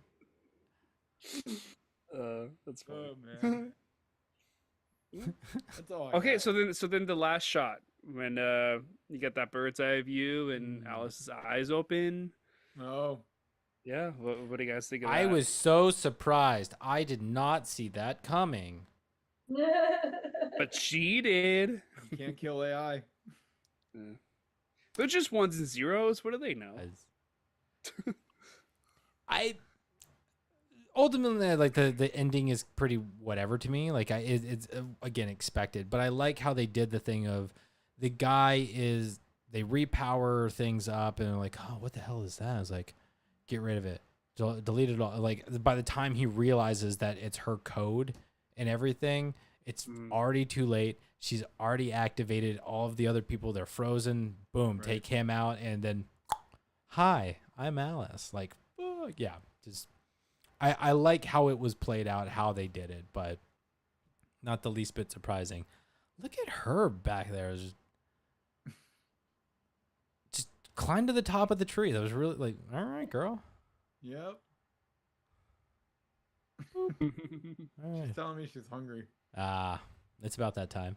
They blow Tell me up. you're hungry without telling me you're hungry. They're swarming me. All right. I mean, no, it's like I was just real quick. It was like I was saying in the beginning. I feel like the ending is really where they kind of like lost control of the wheel and just threw everything at us to just finish this up. But it's like, at what point did we before we were kind of in like a eerie thriller sci-fi thing, and then all of a sudden we're in a straight horror movie, and it just it's like the zag was really aggressive, like you're saying, like we kind of went to like from sci-fi to slasher kind of thing. almost like out of nowhere, to where like I get it, they're trying to wrap up the movie, but they're just like, well, okay, Alice goes wild and just starts killing things, and that's how we're gonna finish this off. And I'm like, okay, we might have maybe there could have been a bigger workshop on this one, but this is where I just feel like the movie, like I said, kind of lost control of the wheel towards the end here. Yeah, I agree with some of that. Yeah. Yeah. That's it. That's it. That's a Okay. wrap. All right. That was a wrap. So, who won the movie? I'll go first. Oh, Jen. We did that last week, I think, too. So, I mean, I think it might be a wrap for the talk, but definitely have to give it to Megan Fox. For me, particularly, just because the only other movie I've seen her in was Transformers. And so I wasn't really like invested too much. I'd never understood the hype of like how I thought I was like, well, she's famous because she's beautiful. That's about it. I was like, because you don't get much in Transformers. But I was completely shocked. Like she did an amazing job at being like a lifeless robot. It was incredible, and I want to see more movies with her. Maybe a new fan. I don't know. But I do want to give honorable mention to the guy that played Nick as well. He did a really good job too. Okay. Go ahead, Brian. All right. Well, I mean, we're just gonna be, I think, cheering on Megan Fox, because this is without any debate here. She definitely wins the movie.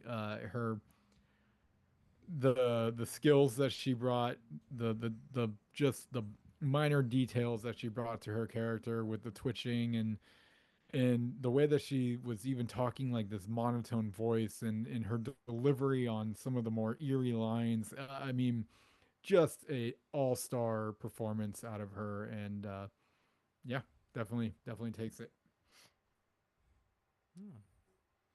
Um,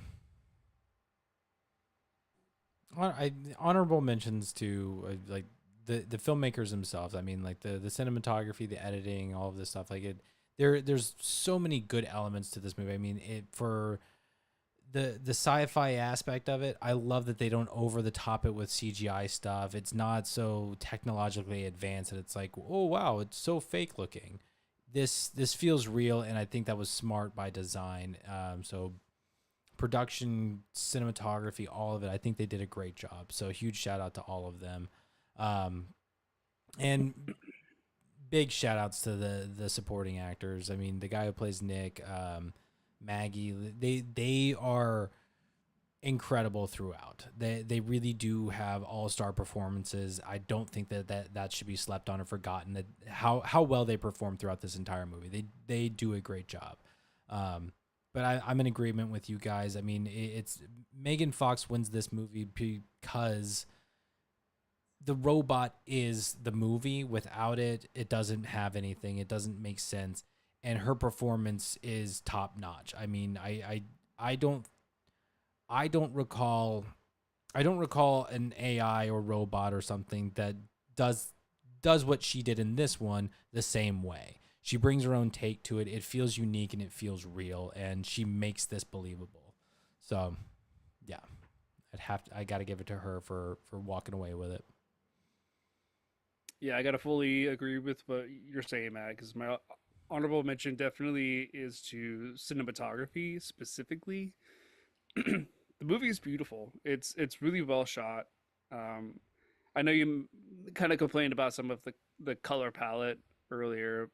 I It's didn't just the really have transition from beginning to like the intro to like just that part. yeah. It's just Okay, and it's not bad. It's just it's one of those things where it goes from like very blue and gray to golds and browns. You know, like yeah, yeah. But yeah, I mean, it's still a beautifully shot movie, and I know you agree with that too. Um, but yeah, Megan Fox wins it for me because it's she is the robot is her, like she just plays the role so well. I guess a slight nitpick though with her, How dare you? this was just a choice with the writers, is just I wish the guy's name was not Nick, because the moment the first time I saw her addressing Nick, it immediately pulled me into New Girl. Nick. And I really wish they had chosen a different name. So Mm. other than that, yeah, but Megan Fox wins it for sure. I didn't make that connection, but Neither like, did I. yeah. Because Really? she's not, The she's not in New first Girl that time much.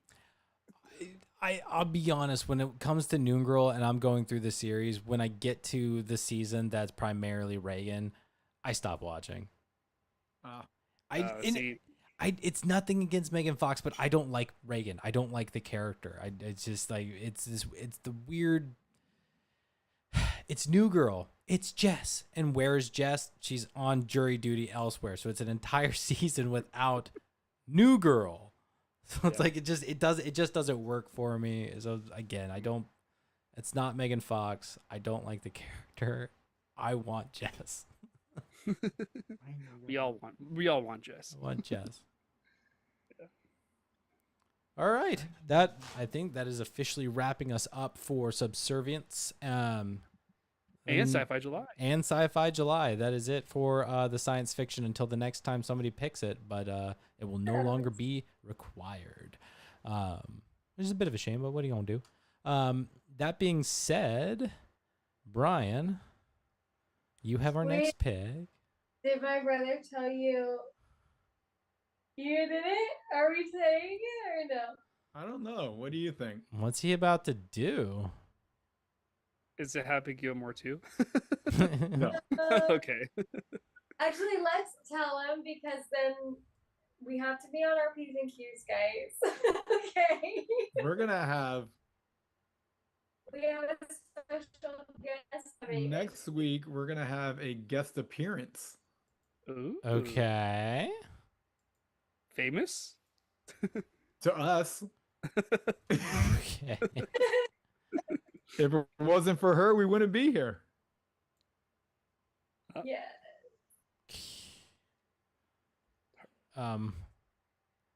Your Pretty your easy, mom? guys. Your Our mom? mother. Your mom? Okay. Like okay, like is your I mom? Yep. Okay. Our Just the way you mom said it, your is, mom? our mom's visiting us. She's gonna be here this Saturday, and everyone's gonna be at my house on Monday. So we're gonna do movie club together. Okay. And she said she wants to be a part of it. Hell So she's yeah. down. Okay. All for it. Hell yeah. Bring on mom. Yeah. So I'm thinking it might have to be done in like the living room. I don't know. I'll figure out logistics on my end. Wait, Jen, are you gonna be at their place too? So all three Yep. of you? Okay. All three of us in person. Okay. Nice. Okay. So I do have next week's pick, and I wanted to make sure that I'm going with a movie that I know mom really likes because you just can't. Sure, yeah. Don't torture your mom. I can't do Yeah. that. But we'll see what you guys think about this, but it's gonna be E.T. E.T. Yeah, we talked It's about our that last week. excellent go sci-fi. it's gonna be a little sci-fi hangover. Okay. Okay. It's the after party sci-fi. Like I Hmm. said, I just wanted to pick a movie that I know mom really likes, and I know she likes E.T. And I thought it would be it's a good one to have your mom a part of. Like, there's nothing wild or anything that's gonna be like awkward. You're not gonna No do like balloon carrying for this one. you're not gonna do like Pineapple Express or Sausage Yeah, Party or whatever. Yeah. It's not like sausage party or anything. Dear God. Can't believe you're bringing up Sausage Party. I hate that movie with a passion. I haven't seen it. I tried to watch it and couldn't get past I think the first 20 or 30 minutes. Really? It just could not. Food one? What? Is that the talking food one? Yes, with is it Seth Rogen directed? Oh. Did he write? It might be right and directed. Dear God, I worry. Anyway, Sausage Party. Let me see. Here we go. He is not one of the directors, Okay. but he did work on the script. Actually, he and Jonah Hill worked on the story. Yeah. Mhm. Yeah. Not their best work. Well, I mean, when your inspiration is a grocery store, but not specifically the store, the food. Yeah, I don't know how great it can be. Anyway, okay, so we're not watching Sausage Party. Let's move on from No, that. no, it's gonna be E.T. on Yes. Disney Plus. Yes, fantastic. So with that, follow us on Instagram at follow us on Instagram at good.flickas. Man, fuck that one up real good. Give us a like and give us a follow. You can follow us here on YouTube at GoodFlickas, and also tune in next week to hear us chat about E.T. What's it streaming on? Feels like Disney Plus. Disney Plus. Okay. So yeah, tune in next week here on YouTube at GoodFlickas to hear our chat with the Walsh mother, the one who brought us the two, and gave us a reason to come together as we discuss E.T. streaming on Disney Plus. Other than that, you can send us an email at goodflickas2020@gmail.com. Let us know how we're doing. Give us some advice, and just some good old fashioned fan letter would be great. Other than that, hit that bell, hit that subscribe button, follow us on social media. We look forward to seeing you next week for E.T. It's gonna be a fun time. E.T. extraterrestrial, Disney Plus, phone home. More lights. We've got the UV light from Alice's mouth to the UV light of E.T.'s finger. Fun It stuff. looks like Alice is standing behind your monitor and she's been having her mouth open this entire time to light up Matt's office. Don't worry, I'm clean. Disinfected. But other than that, Brian, go ahead and close us out. Yeah. All right, friends. Hope you guys enjoyed this one. We just want to remind you guys that we see you as our primary users, and we will forever satisfy your needs. We'll see you next week. Yeah, we will. Wow.